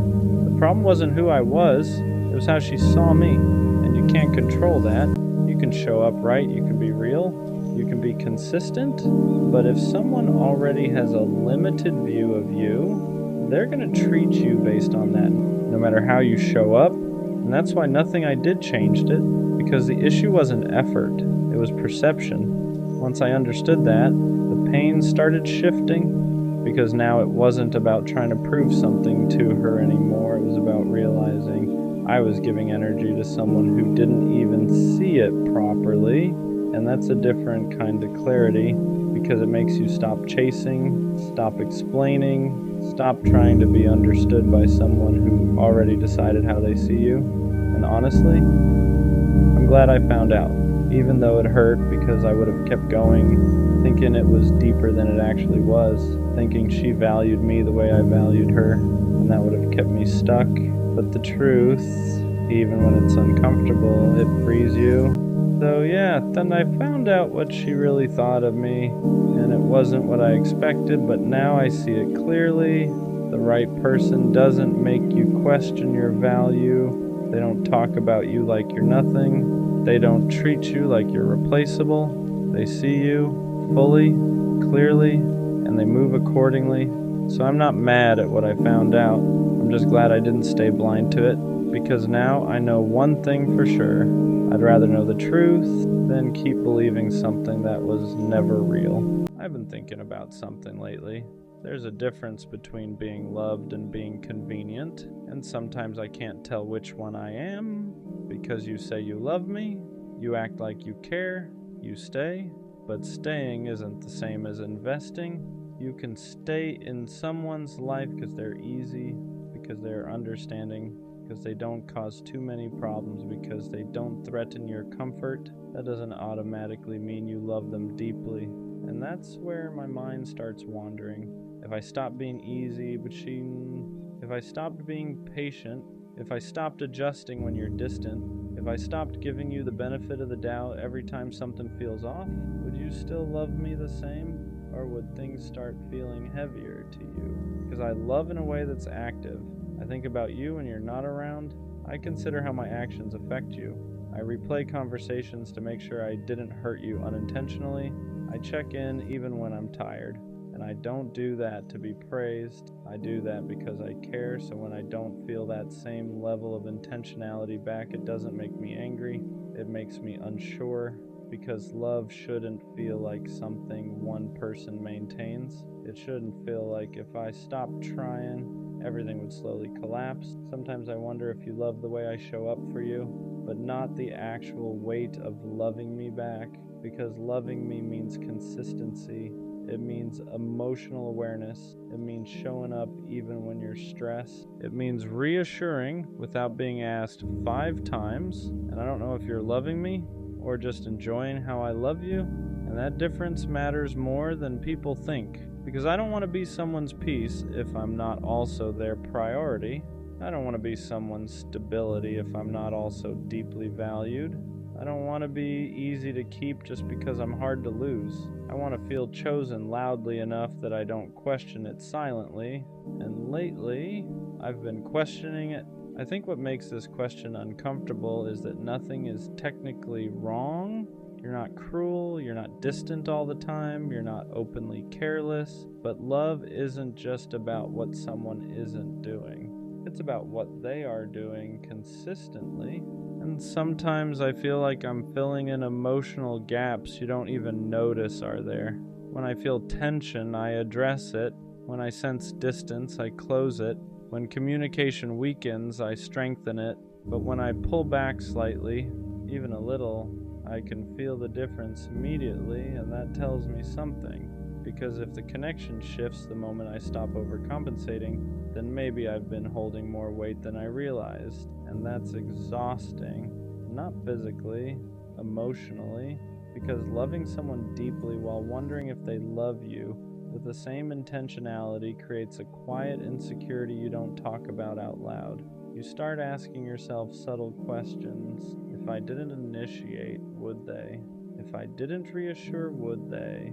If I didn't bring warmth into the conversation, would it still feel warm? And I don't want to think like that.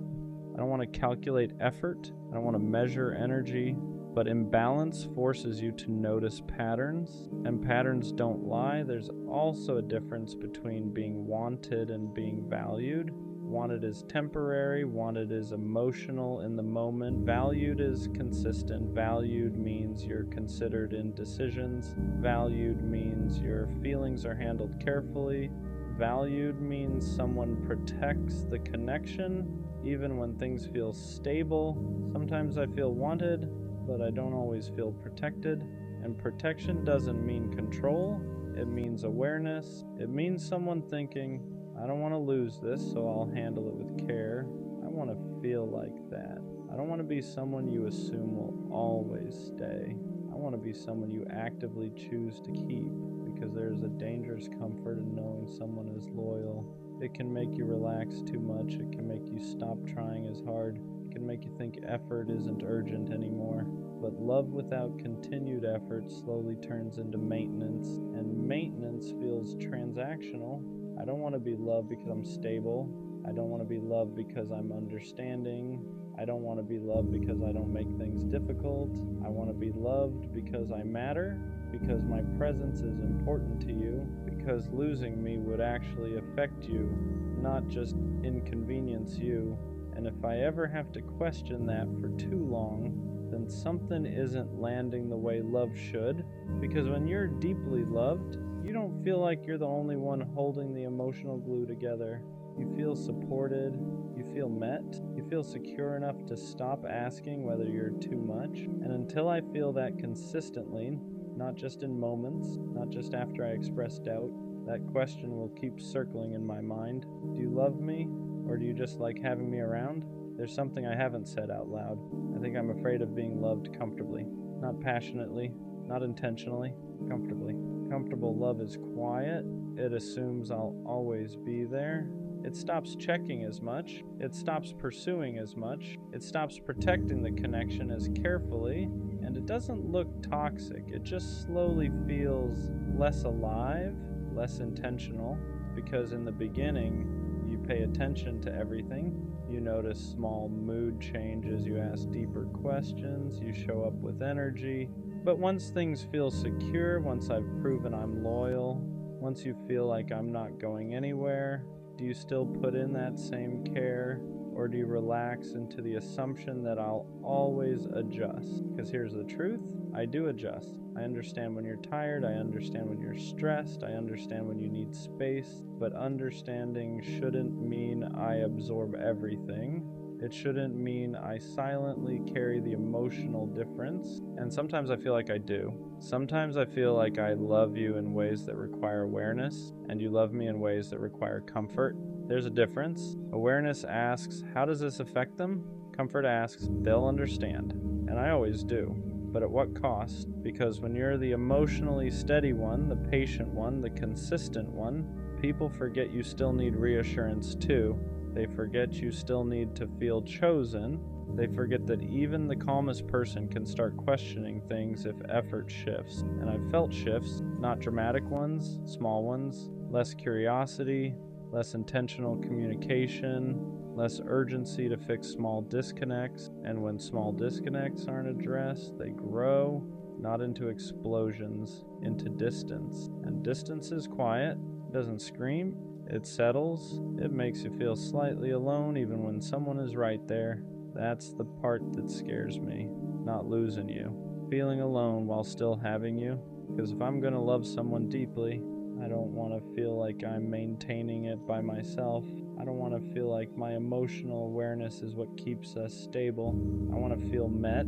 I want to feel like if I pull back slightly, you lean in. I want to feel like if I'm overwhelmed, you step up. I want to feel like if I go quiet, you notice without me announcing it. That's love.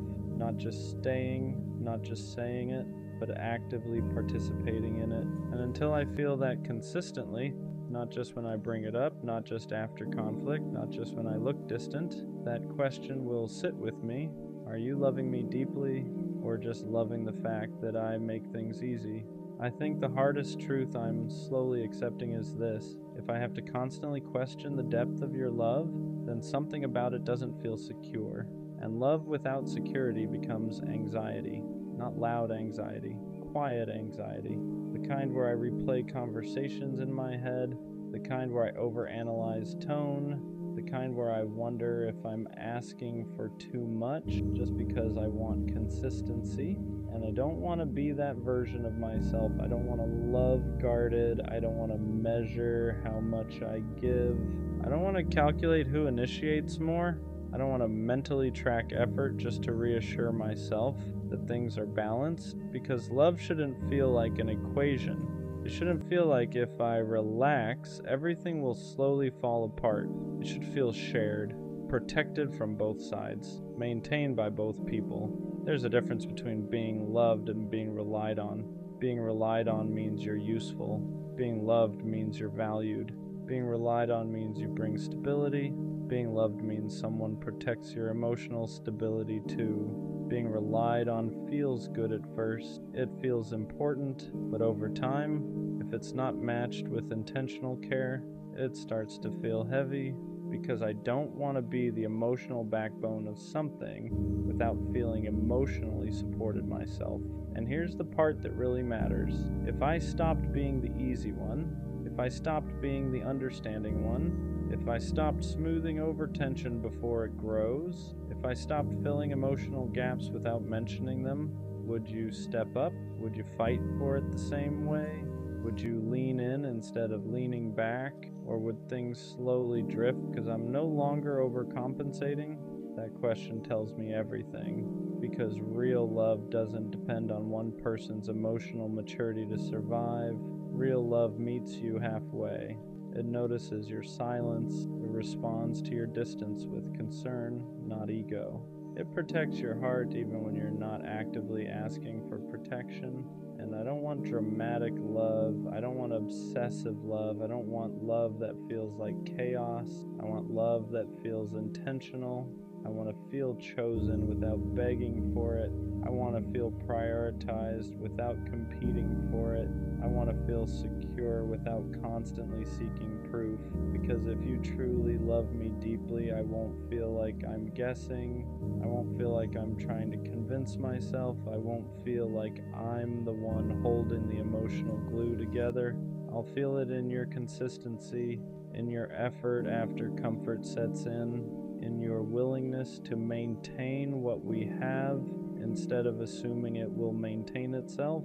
And maybe you do love me, but if I constantly feel like I'm the one protecting the connection, then it's not balanced. And love without balance eventually becomes exhaustion. So the real question isn't just, do you love me? It's this: if I stop making it easy to love me, would you still love me the same?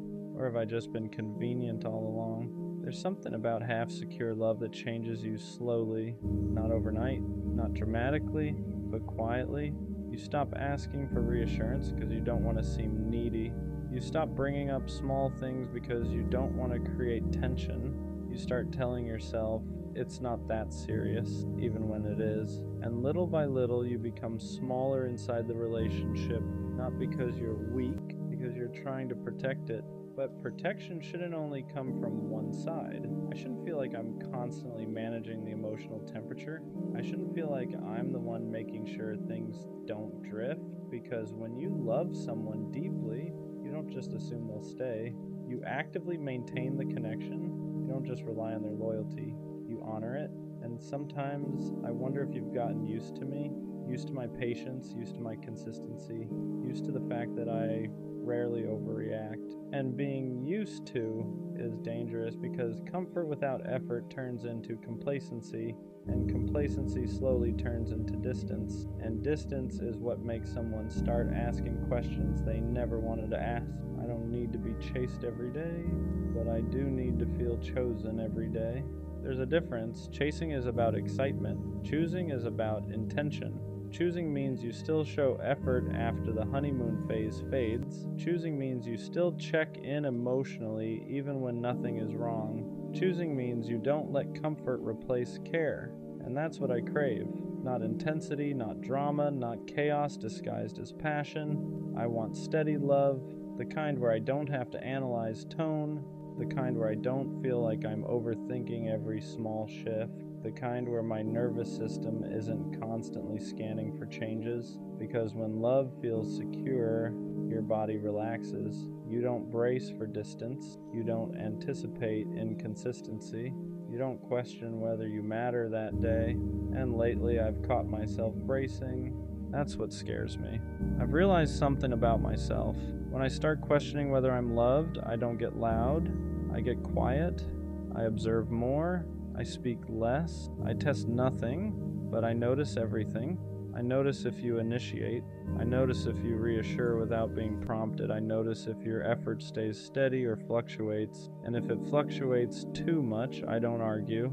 I slowly detach, not because I want to, but because protecting my heart becomes instinct, and once I start detaching, it's hard to reverse. Because detachment doesn't come from anger, it comes from exhaustion, from feeling like you've been carrying something emotionally alone for too long. And I don't want to detach from you. I want to feel secure with you, but security requires reciprocity.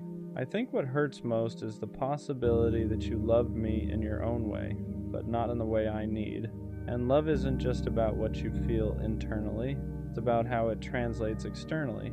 If your love makes me feel unsure, if your love makes me feel like I'm asking for too much when I ask for consistency, if your love makes me feel like I have to shrink to keep the peace, then something isn't aligning, because real love doesn't make you question your value. It reinforces it. It doesn't make you wonder if you're too emotional. It makes you feel safe expressing emotion. And I don't want to be in a position where I'm constantly explaining why I need reassurance. I want it to feel natural, mutual, balanced. Here's the truth I don't say out loud. I don't want to compete with your comfort. I don't want to fight against your laziness. I don't want to beg for effort that should come naturally when someone truly values you. Because if you deeply loved me, you wouldn't want to risk losing me through neglect. You wouldn't let small disconnects grow. You wouldn't assume I'll always stay no matter what. You would treat the connection like it matters, not just when things feel unstable, but especially when things feel secure. Because secure love still requires maintenance, it still requires intention, it still requires showing up fully. And if I ever feel like I'm the only one doing that consistently, that's when love starts feeling heavy instead of safe. So do you love me? Or do you just like having me? Because those two things look similar at first, but over time, they feel very different. Liking having me means you enjoy my presence. Loving me means you protect it. Liking having me means you're comfortable. Loving me means you're intentional. Liking having me means you assume I'll stay. Loving me means you make sure I want to, and I don't want to stay somewhere I feel half secure. I don't want to slowly shrink just to keep something alive. I don't want to love loudly while feeling loved quietly. I want balance. I want mutual effort. I want to feel so consistently chosen that I stop asking myself this question entirely, because when you are deeply loved, you don't sit alone wondering. You feel it in the way they show up every day, not perfectly, but intentionally. And if I ever have to keep convincing myself that I'm loved, then maybe I'm not asking for too much. Maybe I'm just ready for a love that makes the answer obvious. There's a quiet kind of emptiness that doesn't feel dramatic. You're not falling apart. You're not in crisis. You just don't know why you're here. You wake up. you do what you're supposed to do, you get through the day. But underneath all of that, there's this question you don't know how to answer. What am I actually doing this for? You don't feel passionate, you don't feel called, you don't feel like anything is pulling you forward, and that scares you because everyone else seems so sure of where they're going. Having no purpose doesn't feel like sadness, it feels like drifting, like life is happening around you and you're just present for it, and no one really talks about that part. Not having a purpose doesn't mean you're failing, even though it feels like everyone else got some kind of direction you never received. Purpose isn't something people find all at once. It's not a switch that flips or a calling that suddenly appears. Most people are just moving forward with something small and calling it certainty. So when you don't feel that pull, you assume something is wrong with you. But a lack of purpose often comes from pressure to have a passion, pressure to be exceptional, pressure to turn your life into something meaningful as soon as possible. And when nothing fits, you feel empty, not because you lack value, but because you're tired of forcing meaning where it doesn't exist yet. You're not behind, you're just in a season where life hasn't revealed what it wants from you. And that's more common than anyone admits. Purpose usually doesn't appear because you thought hard enough about it. It grows out of living, out of trying things without certainty, out of getting bored, out of noticing what quietly holds your attention when no one is watching. So when you feel like you're drifting, it doesn't mean you're lost. It means you're between definitions, between who you were and who you haven't met yet. Drifting feels uncomfortable because it lacks labels. You can't explain it easily, you can't point to progress, but drifting is still movement. It's the space where you learn what doesn't fit, what doesn't excite you, what you don't want to carry forever, and that information matters. You're not failing at purpose, you're collecting data, even if it doesn't feel productive yet. It's okay if your life doesn't feel meaningful yet. Meaning isn't something you wake up with one day fully formed. Most of the time it shows up quietly, in moments you don't think are important, in things you do without an audience, in small choices that don't feel like destiny. The problem is we're taught to look for purpose as something big, a passion, a mission, a reason that explains everything. So when life feels ordinary or unclear or slow, you assume you're missing it. But meaning isn't always loud. Sometimes it's just learning how to care about something again. How to show up for one thing, one day at a time, without needing it to define your whole life. Not having purpose right now doesn't mean you never will. It just means you're still listening. Not knowing your purpose can actually protect you, because when you feel pressured to decide too early, you end up choosing something just to stop the discomfort. A path that looks good, a goal that sounds impressive, a version of purpose that belongs more to expectations than to you. And then you spend years trying to convince yourself it fits. Being unsure right now means you haven't locked yourself into the wrong story yet. It means you're giving yourself time to notice what feels honest, not just acceptable. Purpose that's chosen out of fear usually feels heavy. Purpose that grows naturally feels lighter even when it's hard. So if you're in the in-between, don't rush to label it. This pause isn't wasted time, it's you refusing to commit to a life that doesn't feel like yours. Purpose rarely starts as clarity, it starts as curiosity, a small pull towards something you don't fully understand yet, a moment where time passes a little faster than usual, a thought you keep returning to without knowing why, but because it doesn't feel big, you dismiss it.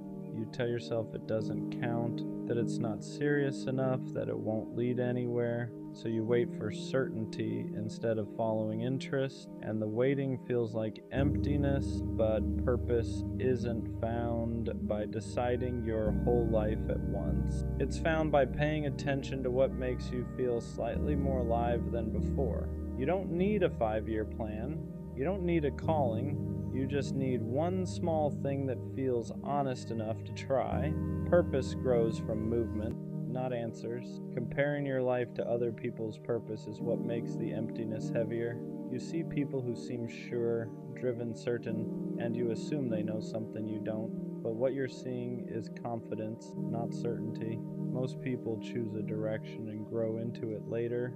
They don't start with clarity. So when you compare their path to your uncertainty, you're not being fair to yourself. You're measuring your beginning against someone else's middle. Purpose isn't a race. It's not something you fall behind on. It shows up at different times for different people because it's shaped by experience, not pressure. The more you stop watching where everyone else is going, the easier it becomes to notice what's quietly calling you, and that's where purpose actually starts to form. It's okay if your purpose isn't impressive. Not everything meaningful looks big from the outside. We're taught that purpose has to be visible.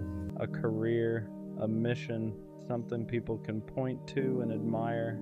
So when what matters to you feels small, you dismiss it. But simple purpose still counts. Being someone who listens well, being steady when others are overwhelmed, creating small moments of calm, showing up quietly, consistently. Not all purpose is loud. Some of it lives in how you treat people, in how you carry yourself through ordinary days, in how you don't make the world heavier just by being in it. If your life feels purposeless right now, it might be because you're looking for something dramatic and missing what's already there. Purpose doesn't always announce itself. Sometimes it's just the way you exist without giving up on yourself. Purpose often becomes clearer after you stop demanding that it explain your whole life. When you're constantly asking, what am I meant to do? Everything feels heavy. Every choice feels permanent, every step feels like a test, but purpose doesn't need to be a full explanation. Sometimes it's just direction, not destiny. When you allow yourself to live without forcing meaning, something softens. You try things without pressure. You follow curiosity without commitment. You let yourself change your mind, and slowly, patterns form. Not all at once, not dramatically, but enough to show you what feels right and what doesn't. Purpose doesn't arrive when you corner it. It shows up when you give yourself permission to live without answers for a while. Having no purpose right now doesn't mean your life is empty. It means it's unfinished. You're not meant to know everything yet. You're not behind for feeling unsure. You're not wasting time just because you don't have a clear direction. Some seasons are for building, some are for resting, and some are simply for becoming. Without labels, without answers, this space you're in isn't meaningless. It's where you're learning what matters to you by noticing what doesn't. Purpose doesn't arrive as a sudden realization. It grows quietly from the way you keep going, even without certainty. So if all you can do right now is exist, try, and stay curious, that's enough. Your life isn't without purpose. It's just still writing it. I knew it wasn't going to last, not because they said it, not because there were red flags everywhere, but because something in me never fully relaxed. Even in the good moments, there was a quiet voice saying, don't get too attached. I enjoyed it. I smiled, I played my part, but deep down, I felt the expiration date, and that's the weirdest kind of heartbreak. When you see the ending while you're still in the middle, sometimes your intuition whispers long before reality confirms it. There weren't major fights, no dramatic betrayals, no obvious reason to leave, but there was inconsistency, little things, energy that shifted slightly, effort that felt uneven, words that didn't fully match actions, and instead of confronting it, I told myself I was overthinking. I told myself to relax, to just enjoy the moment, to stop looking for problems, but intuition doesn't shout. It nudges, it tightens your chest a little, it makes you hesitate before getting attached. It keeps you half guarded even when things seem fine. And I felt that, I just ignored it. Because sometimes we don't want to be right, we want to be wrong about the ending. So why did I stay if I knew? Because sometimes temporary love still feels better than loneliness. Because even if it wasn't forever, it was something. The late night conversations, the inside jokes, the way they looked at me when it was just us. I knew it had cracks, but I also knew it had moments, and I convinced myself that maybe moments were enough. Maybe I didn't need permanence. Maybe I didn't need certainty. Maybe I could just enjoy it without expecting it to stay.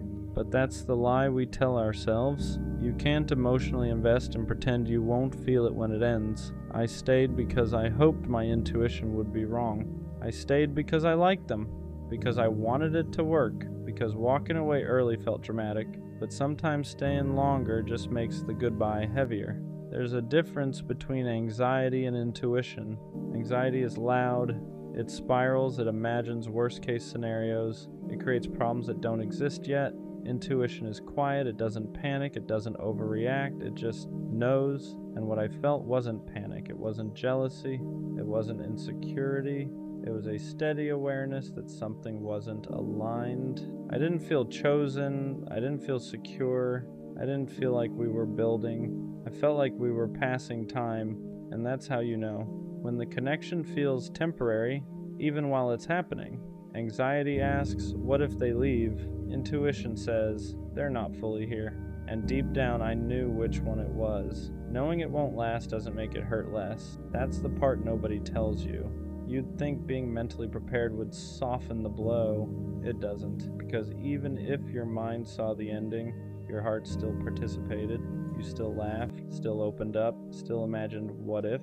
And when it finally ends, there's no satisfaction in being right. There's no relief in saying, I knew it. There's just grief. Grief for the version of it you hope might surprise you. Grief for the effort you still gave even while doubting. Grief for the potential that never turned into permanence. Knowing doesn't protect you, it just makes you feel like you watched crash in slow motion. And sometimes that's worse. Should I have walked away sooner? Maybe. But it's easy to say that now. When you're in it, you don't see it as wasting time. You see it as giving it a chance. You tell yourself, maybe it just needs more time.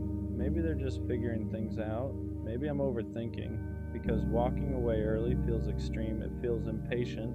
It feels like you're not fighting hard enough. But sometimes staying longer isn't loyalty. It's fear. Fear of starting over. Fear of being alone again. Fear that this might be the closest thing to love you'll get for a while. So you stay, not because it's right, but because it's comfortable enough. And when it finally ends, you don't just grieve them. You grieve the time you knew better, but here's the thing. You didn't stay because you're weak. You stayed because you hoped, and hope isn't something to be ashamed of. Next time I'll trust it, that quiet feeling, that subtle hesitation, that inner voice that doesn't panic, it just knows. Because ignoring it didn't protect me, it just delayed the inevitable. Next time, I won't wait for proof. I won't wait for the obvious red flag. I won't wait for the dramatic ending. I won't wait until I'm already attached. If something feels temporary, I'll ask why. If something feels uneven, I won't convince myself it's balanced. If someone feels half in, I won't invest fully. Not from a place of fear, from a place of alignment. Because intuition isn't there to ruin good things, it's there to protect you from forcing the wrong ones. And maybe I needed this ending to finally respect my own instincts. Not every connection is meant to last. Some are meant to wake you up to your patterns, to your boundaries, to the things you tolerate when you're lonely. Maybe it wasn't supposed to be forever. Maybe it was supposed to show you what half effort feels like so you'd stop accepting it. Maybe it was supposed to teach you that chemistry isn't compatibility, that attention isn't intention, that potential isn't commitment. Sometimes we meet people who aren't meant to stay. They're meant to reveal. Reveal where you overgive, where you ignore yourself, where you settle for almost, and once you see it, you can't unsee it. So maybe it didn't last because it wasn't designed to build. It was designed to redirect. Endings don't always mean failure. Sometimes they mean clarity. We think if something doesn't last forever, it wasn't real, but that's not true. It was real. The feelings were real. The moments were real. It just wasn't permanent. And permanence isn't the only measure of value. Some connections exist to shift you, to sharpen your awareness, to strengthen your boundaries, to remind you what you need and what you'll never accept again. It didn't fail, it finished, and there's a difference. Failure feels like you did something wrong. Finish feels like it served its purpose, and maybe that's what this was. Not a waste, not a mistake, just a chapter that reached its natural end. I used to think knowing it wouldn't last was a weakness, like I was pessimistic, like I was sabotaging it, like I couldn't just enjoy something good. But now I see it differently. That feeling was awareness. I wasn't crazy, I wasn't overthinking, I wasn't insecure. I was aligned enough with myself to recognize misalignment, and that's power. Because next time I won't silence it, I won't stay longer than I should just to prove I can make something work. I won't ignore the quiet voice just because the moments feel nice. Knowing it wouldn't last didn't mean I didn't care, it meant I could see clearly. And clarity is growth, so no, it didn't last, but I did. I walked away more aware, more grounded, more in tune with myself, and next time, if it's meant to last, I won't have to convince myself of it. I'll feel that too. I miss who I was before her. Not because I don't believe in growth, not because I regret loving her, but because somewhere in the middle of trying to keep us together, I started losing pieces of myself. Before her, I was lighter. I didn't overthink texts. I didn't reread conversations searching for hidden meaning. I didn't question whether I was too much or not enough in the same breath. I moved through life steady, confident in who I was, comfortable in my own routine, secure in my own energy, and then I fell in love. And love is beautiful, but it also exposes you. It exposes your insecurities, your attachment style, your fear of loss. At first, it felt like growth. I was learning to compromise, learning to communicate better, learning to open up emotionally in ways I hadn't before. But slowly, something shifted. I stopped asking what felt right for me and started asking what would keep her happy. I stopped protecting my peace and started protecting the relationship, and there's a difference. Because when you constantly adjust to avoid conflict, you don't even realize you're shrinking. You think you're being mature, you think you're being understanding, but sometimes you're just slowly abandoning yourself, and that's what hurts the most. Not that it ended, but that by the time it did, I didn't feel like the same person anymore. Before her, I didn't measure my worth through someone else's mood. If someone was distant, I assumed they needed space, not that I had done something wrong. If someone disagreed with me, I didn't internalize it as rejection, but with her, every shift felt personal, every silence felt loaded, every small argument felt like it could turn into something bigger, and instead of staying grounded, I started adapting, talking softer, holding back opinions, choosing peace over honesty, not because I was scared of her, but because I was scared of losing her. And when you start operating from fear instead of authenticity, you begin to change subtly. You become more careful than confident, more reactive than relaxed, more focused on maintaining connection than maintaining identity. I remember catching myself one day thinking, I wouldn't have reacted like this before. And that realization hit, because love shouldn't erase you. It should expand you, but I wasn't expanding, I was adjusting constantly, and the version of me that used to move freely was slowly becoming calculated, and I miss that freedom. I miss my peace, the kind of peace where I didn't wake up wondering how the day would feel emotionally, the kind where my phone didn't control my mood, the kind where silence wasn't threatening. Before her, I enjoyed my solitude. After her, I feared it, because I had trained myself to associate connection with validation. If we were good, I felt secure. If we were off, I felt unsettled, and that emotional dependency crept in quietly. I didn't notice it happening. I just noticed that when things ended, I felt empty in a way I hadn't before, not just because she was gone, but because I had built so much of my emotional rhythm around her. And that's when I realized I wasn't just grieving her, I was grieving myself, the version of me who didn't need reassurance to feel stable, the version of me who didn't overanalyze tone, the version of me who didn't question his value after every disagreement. That version felt strong, grounded, unshakable, and I want him back. I miss my boundaries. Before her, I knew what I tolerated and what I didn't. I didn't chase inconsistent energy. I didn't excuse disrespect. I didn't overextend myself for someone who wasn't meeting me halfway. But when you love someone, you justify things you normally wouldn't. You call red flags rough patches. You call inconsistency stress. You call emotional distance needing space. And sometimes those things are true, but sometimes they're excuses. And I made a lot of excuses, not because I was blind, but because I was invested. An investment makes you patient, sometimes too patient. By the end, I was tolerating things that the old version of me would have walked away from immediately, and that realization stings because it means I compromised more than I should have. Not just for the relationship, but at the expense of myself.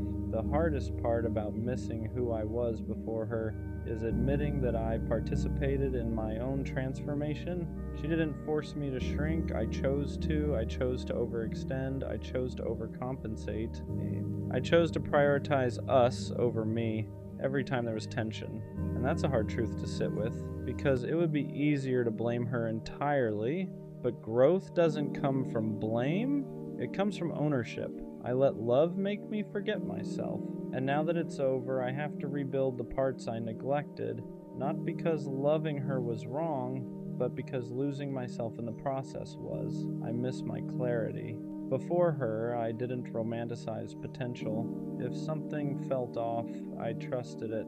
If something felt unbalanced, I addressed it. But with her, I kept believing in what it could be, not just what it was. And hope is powerful. It keeps you fighting, it keeps you patient, but it can also keep you stuck.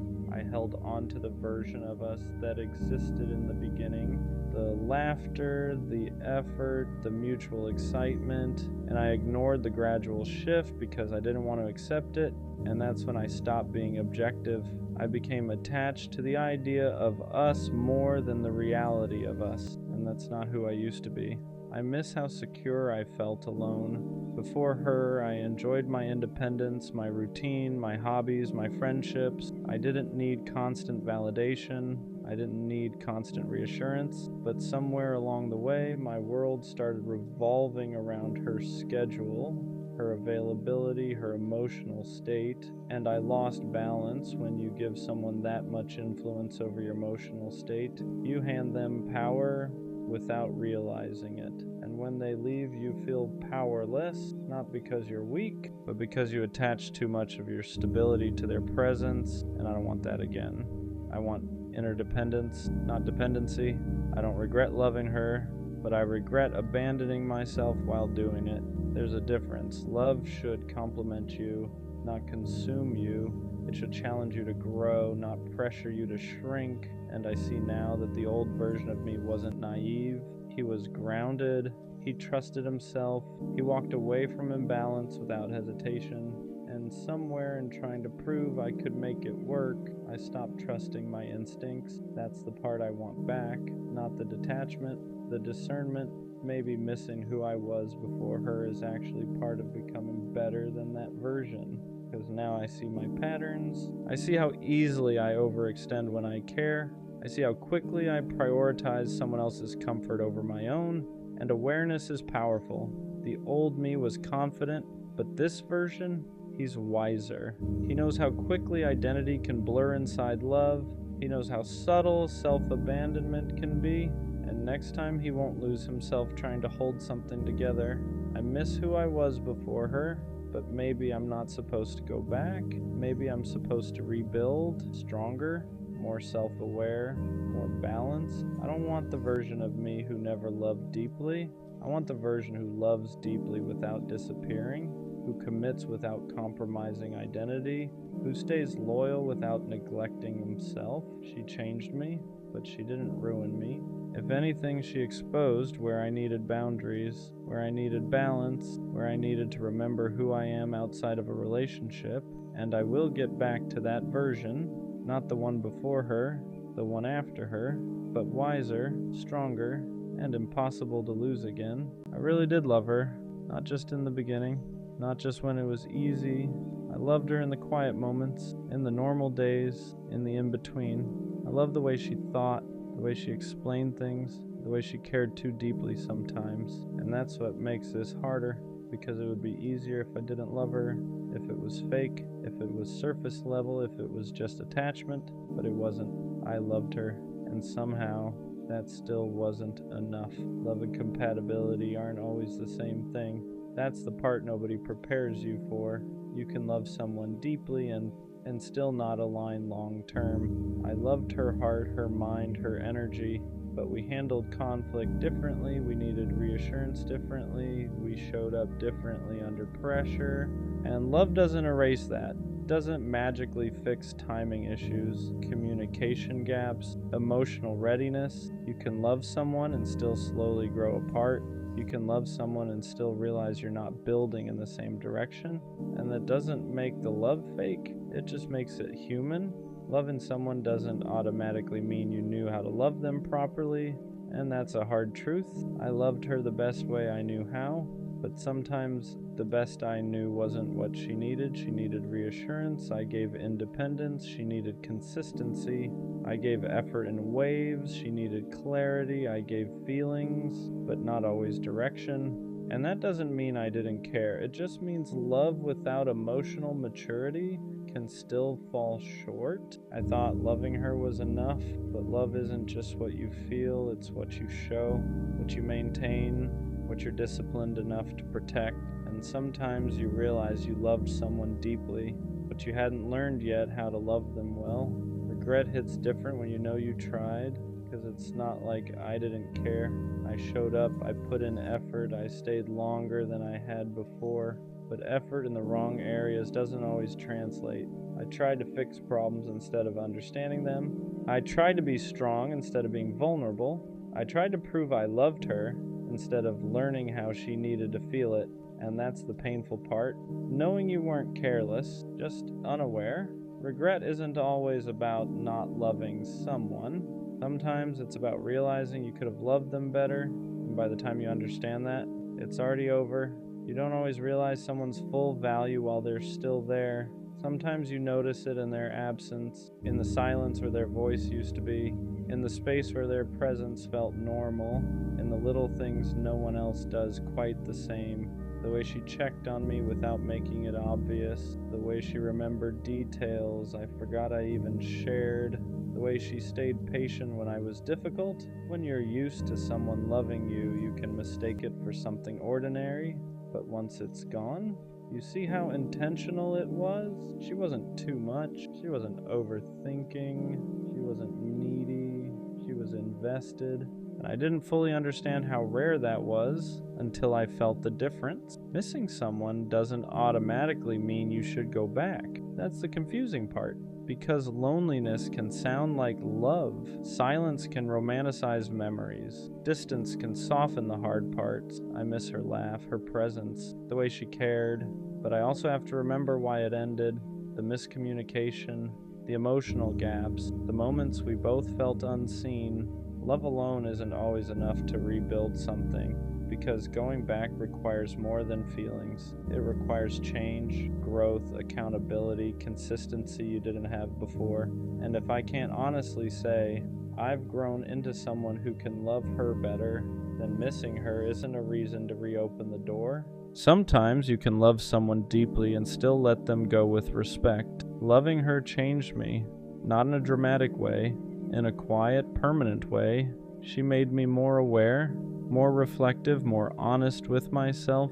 I can't love casually anymore. I can't ignore emotional gaps. I can't pretend effort doesn't matter, because I've seen what real investment looks like. And once you experience that, your standards shift. You stop entertaining half effort. You stop confusing attention with intention.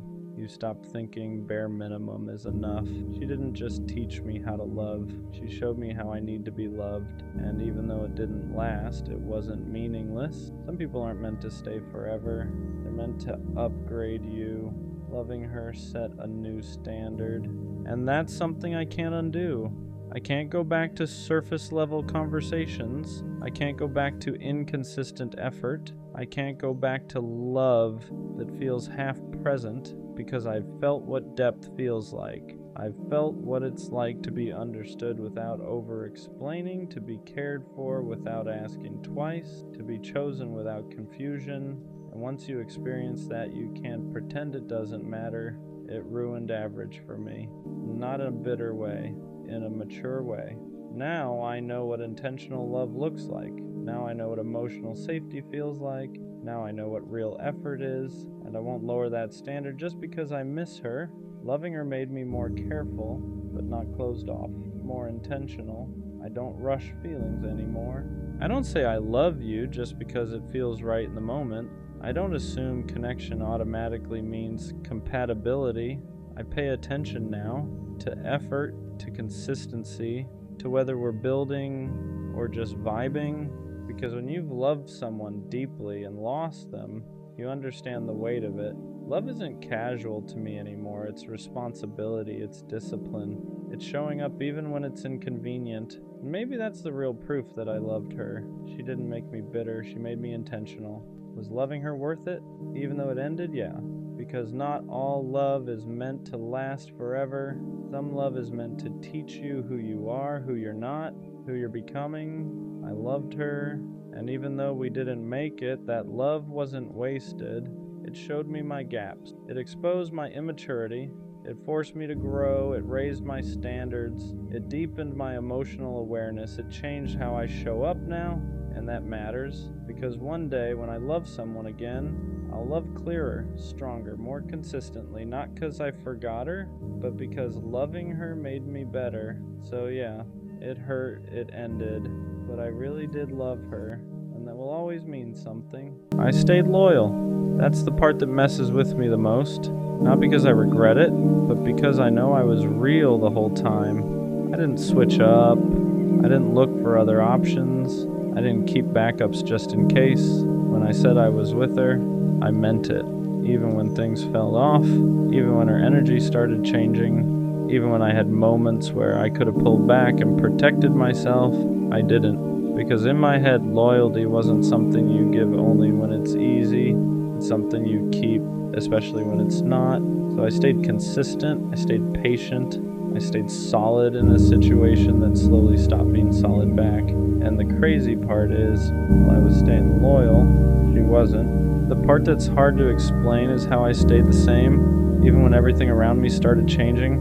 I noticed it, the distance, the shift in energy, the way conversations didn't feel the same anymore. I'm not blind, I saw the signs, but I chose to stay loyal anyway, because I told myself something simple. If I'm real about this, I don't switch up just because it gets uncomfortable. So I didn't match her energy when it dropped. I didn't start moving different. I didn't go looking for someone else just because things felt uncertain. I stayed. I kept showing up the same way I always did. And maybe that was my mistake, not being loyal, but being loyal to someone who had already started moving differently behind the scenes. Because while I was protecting what we had, she was slowly stepping out of it, and I didn't want to believe that, because loyalty makes you believe in what something was, even when it's no longer what it is. The truth didn't hit me all at once. It came in pieces, little realizations that didn't fully make sense at first, moments where things felt off, but not off enough to walk away. I would notice small things, the way she moved differently, the way her attention felt split, the way her consistency started depending on her mood, and every time I noticed it, I told myself the same thing. Don't overthink it, because when you're loyal, you don't want to accuse someone of something they haven't admitted. You give them the benefit of the doubt. You trust what you had, instead of questioning what it's becoming. So I stayed grounded, I stayed the same. I kept treating her like she was still fully in it, even when deep down I could feel she wasn't. And that's the part that hurts the most. Not that she switched up, but that I stayed solid while she was already moving differently. At some point, the truth became impossible to ignore, not because she said it, but because her actions started saying it for her. You can feel when someone isn't fully there anymore. You don't need proof, you don't need confirmation. It's in the energy, the way they reply, the the way they move, the way they stop showing up the same way they used to. And I felt that, but I stayed loyal anyway, because I kept thinking loyalty meant holding on, holding it together, holding on to what we had, even if it was slipping. But here's what I didn't understand at the time. You can't hold something together by yourself, and I was the only one holding. The more I look back at it, the more I realize something that's hard to accept. I wasn't just being loyal, I was ignoring reality, because loyalty doesn't mean staying blind. It doesn't mean pretending everything is okay when it's clearly not, but that's what I was doing. I was staying consistent in a situation that was becoming inconsistent. I was giving the same energy to someone who had already started giving less, and the imbalance kept growing slowly, quietly, until it was obvious. But by then, I had already invested too much to walk away easily, and then it finally happened. Not in some dramatic way, not in a way that gave me closure, just clarity. She wasn't loyal, not in the way I was. While I was choosing her every day, she was leaving space for something else, maybe someone else, maybe just options, but either way, she wasn't standing where I was standing. And that realization hits different, because it's not just about losing someone, it's about realizing you weren't standing on the same level the whole time. For a while, that made me question everything, not just her, myself. I started thinking, was I too loyal? Did I stay too solid? Should I have moved differently? Because when someone hurts you while you're being real, it makes you feel like being real was the mistake, but it wasn't. Loyalty wasn't the problem. Giving it to the wrong person was, and that's the shift that took time to understand. Because I didn't lose by being loyal. I didn't lose because I stayed real. If anything, that's the part I kept. That's the part that didn't change. She changed. She moved different. She chose differently. But me, I stayed who I said I was. And that matters more than it feels like it does in the moment. And because here's the truth, no one tells you right away. Being loyal to the wrong person will hurt, but it will also teach you exactly what real loyalty should look like when it's returned. It shows you the difference between someone who says they care and someone who actually stands on it. And once you've felt that difference, you stop settling for anything less. You stop accepting half effort. You stop excusing inconsistency, because now you know what it feels like to give fully. So next time, you expect it back. So yeah, I stayed loyal and she didn't, and for a while that felt like I lost, but now I see it differently, because loyalty isn't something you regret, it's something you protect. You just learn who deserves it. The right person won't make you question it, won't make you feel like you're the only one holding things together, won't make you feel stupid for being real. They'll match it naturally, consistently, without you having to ask. So no, I'm not changing the way I love, I'm just changing who I give it to, because being loyal isn't the mistake. Giving it to someone who wasn't is. I stayed loyal, even when it got hard, even when we were arguing more than laughing, even when my friends were telling me I deserved better, even when I felt unappreciated. I stayed. Not because I didn't have options, not because I couldn't walk away, but because when I commit fully. Loyalty isn't something I switch on and off depending on how I feel that week. It's a decision, and I made it. I ignored distractions, I curved attention, I shut down conversations that crossed boundaries. Not because I was scared of getting caught, but because I respected what we had. So when I found out she didn't stay loyal, it didn't just hurt, it confused me. Because how do two people sit in the same relationship and value it completely differently? The part that messed with me wasn't just the betrayal, it was a realization that while I was protecting us, she was exploring her options. While I was defending her name in rooms she wasn't in, she was entertaining someone else's attention. While I was shutting down temptation quietly, she was responding to it. And that imbalance hits deeper than people realize, because loyalty isn't loud. You don't get applause for it.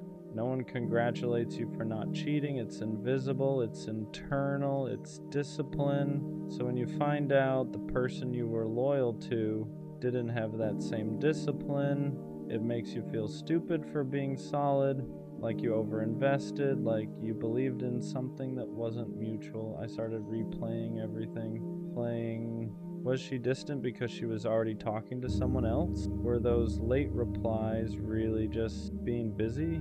Was I fighting for something that was already slipping away?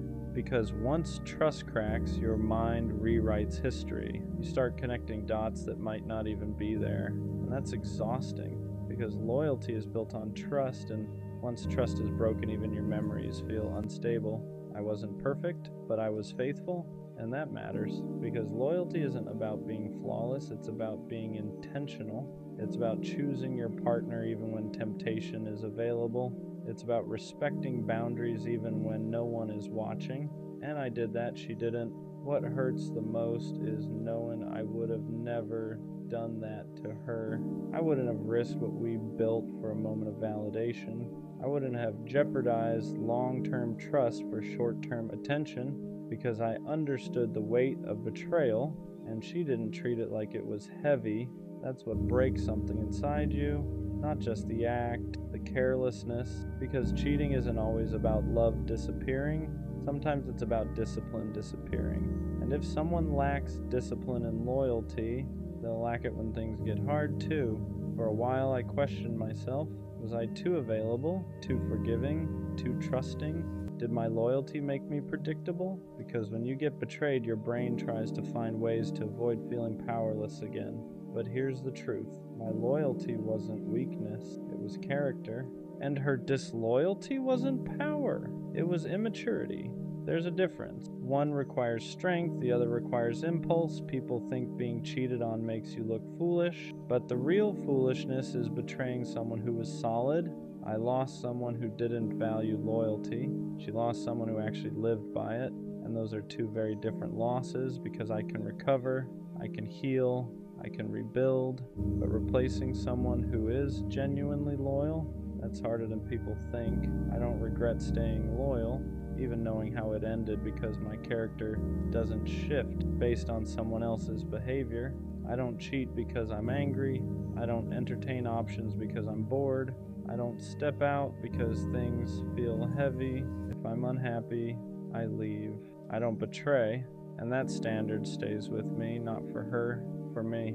The scary part after betrayal is this: you start wondering if loyalty is even worth it, if everyone cheats eventually, if trusting deeply just makes you vulnerable. But I refuse to let someone else's lack of integrity change mine, because loyalty isn't outdated, it's rare. And rare doesn't mean foolish, it means valuable. She didn't stay loyal, but that says nothing about my worth.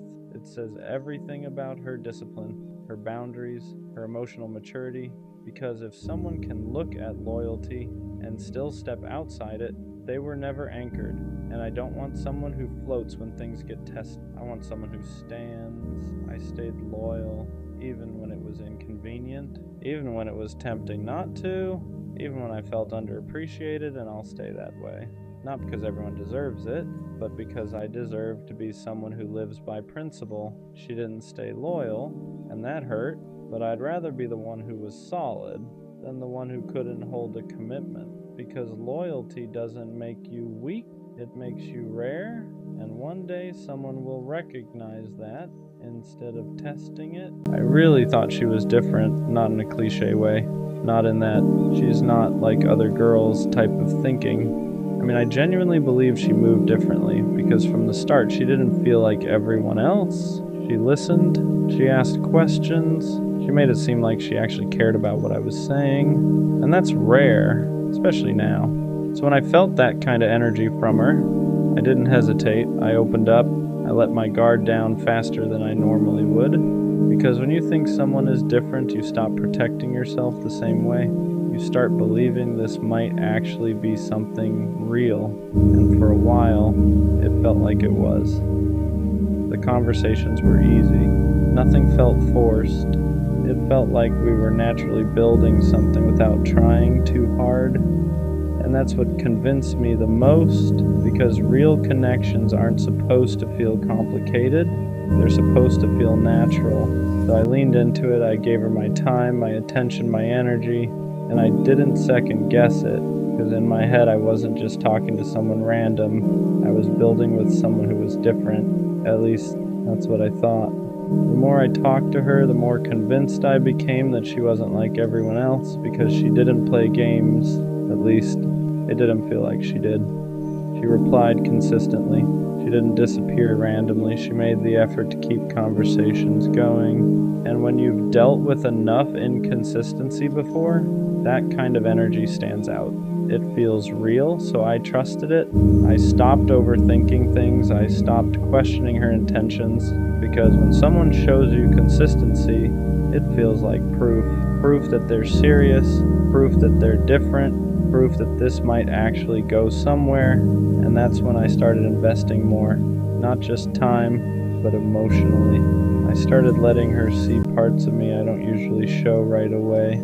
The way I think, the things I've been through, the way I actually feel about certain things, because I thought she was someone who would understand it, someone who wouldn't take that lightly, and she made it seem like she didn't. She would listen, she would respond in a way that felt genuine. She made it feel like what I was saying actually mattered to her, and that's what pulled me in deeper, because attention is one thing, but understanding, that's different, or at least it's supposed to be.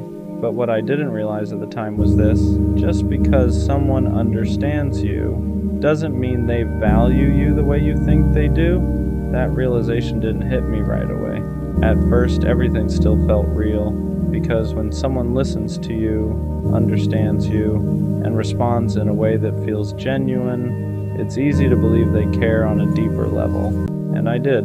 I thought she saw me. Not just the surface version, but the real version. And that's not something I give out easily. For the more she showed that side of herself, the more I leaned in, the more I believed this wasn't temporary. But slowly, things started shifting. Not in a dramatic way, nothing obvious, just small changes. Her replies weren't as consistent. The energy in conversations felt a little different. The effort started feeling slightly uneven. At first I ignored it, because when you believe someone is different, you don't immediately assume they're changing. You assume something else is going on. Maybe she's busy, maybe she's stressed, maybe she just needs space. So I stayed patient. I didn't pull back. I didn't question her. I just kept showing up the same way I always did. Because in my mind, you don't give up on something real just because it feels off for a moment. But here's the thing I didn't realize yet. When someone is actually different, their consistency doesn't disappear without explanation. That's when I started noticing something I didn't want to admit. The version of her I thought was different only existed in certain moments, not consistently. Because when everything was good, she showed up fully. She was present, engaged, easy to talk to. But when something shifted, even slightly, that same energy disappeared, and that's where the confusion started, because now I wasn't just dealing with inconsistency, I was dealing with contrast. One day it felt real, the next day it felt distant, and when you've seen someone at their best, it's hard to accept their worst. So instead of questioning the connection, I started chasing the version of her I thought was real, the version that listened, the version that understood, the version that made everything feel easy.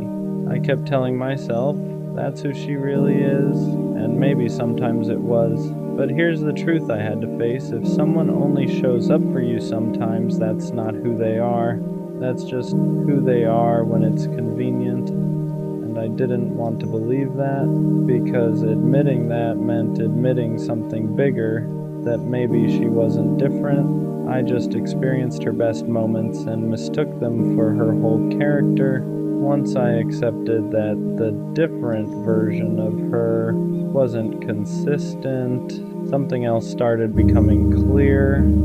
I wasn't reacting to who she actually was. I was reacting to who I thought she was. And that's a dangerous place to be. Because when you build feelings based on someone's best moments, you start ignoring their patterns. You hold on to the highs and excuse the lows. You remember how good it felt when everything clicked, and you convince yourself that version of them is the real one. So every time she pulled away, I didn't take it at face value. I told myself she'll come back to how she was. Every time the energy dropped, I didn't question it. I just stayed consistent, hoping things would reset. And sometimes they did. She would come back. The conversations would feel right again. The connection would feel easy again, and those moments would convince me all over again that she was different. But now, I understand something I didn't see back then. Those moments weren't proof of consistency, they were just temporary alignment. And temporary alignment feels real when you want something to work, but real connection doesn't come and go like that. It stays. The more I thought about it, the more I realized something I didn't want to admit. I wasn't in a stable connection. I was in a cycle of highs and lows that kept resetting my feelings every time things felt good again. Because every time she came back with that same energy, the version of her that felt easy, understanding, and real, it made me forget everything that didn't make sense. It made me forget the distance, the inconsistency, the moments where I felt like I was the only one holding it together. And that's how cycles keep you stuck. They give you just enough to stay, but never enough to feel secure. And I confused that with something meaningful. I thought the fact that we could get back to that good place meant something. I thought it meant the connection was strong enough to survive anything. But now I understand something clearly. If something keeps breaking and resetting, it's not strong, it's unstable. And I was calling instability different because I didn't want to accept that it wasn't what I thought it was.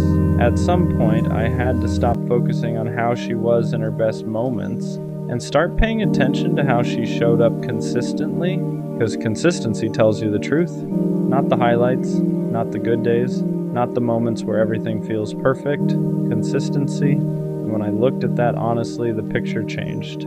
She wasn't always there, she wasn't always present, she wasn't always giving the same energy I was. And that's when it hit me. Someone who is actually different doesn't make you feel unsure about where you stand. They don't make you question their effort. They don't make you feel like you're chasing clarity. They give you that clarity naturally, and I didn't have that. I had moments of clarity mixed with long stretches of confusion, and confusion isn't what different feels like. Once I stopped chasing the version of her I wanted, everything started making more sense, because the truth is, she didn't change. I just started seeing her clearly. She was consistent in one way. She showed up when it was easy, when the energy was good, when the conversations were light, when everything felt natural. But when things required depth, consistency, effort over time, that's when the difference showed. And that's when I had to admit something to myself. She wasn't different in the way I thought. She was just different from what I was used to at the beginning. And I held on to that version too long. For a while, that realization hurt more than anything else, because it made me feel like I misread everything, like I believed in something that wasn't actually there. But over time, I started understanding something important. I didn't imagine a connection. Those moments were real. They just weren't sustainable. And that's the difference. Something can feel real in the moment and still not be built to last. And I think that's what I experienced. Not something fake, just something temporary that I thought was permanent. So yeah, I thought she was different, and in some ways she was. She showed me a version of connection that felt real. She made it easy to open up. She made it feel like something deeper was possible. But being different at the beginning isn't the same as being consistent in the long run. And that's the lesson I had to learn, because the right person isn't just different when things are good. They're consistent when things aren't. They don't come and go. They don't leave you guessing. They don't make you question what you felt. They match it every time, so no. She wasn't the kind of different I thought she was, but now I know what real different actually looks like, and next time, I won't confuse moments for meaning.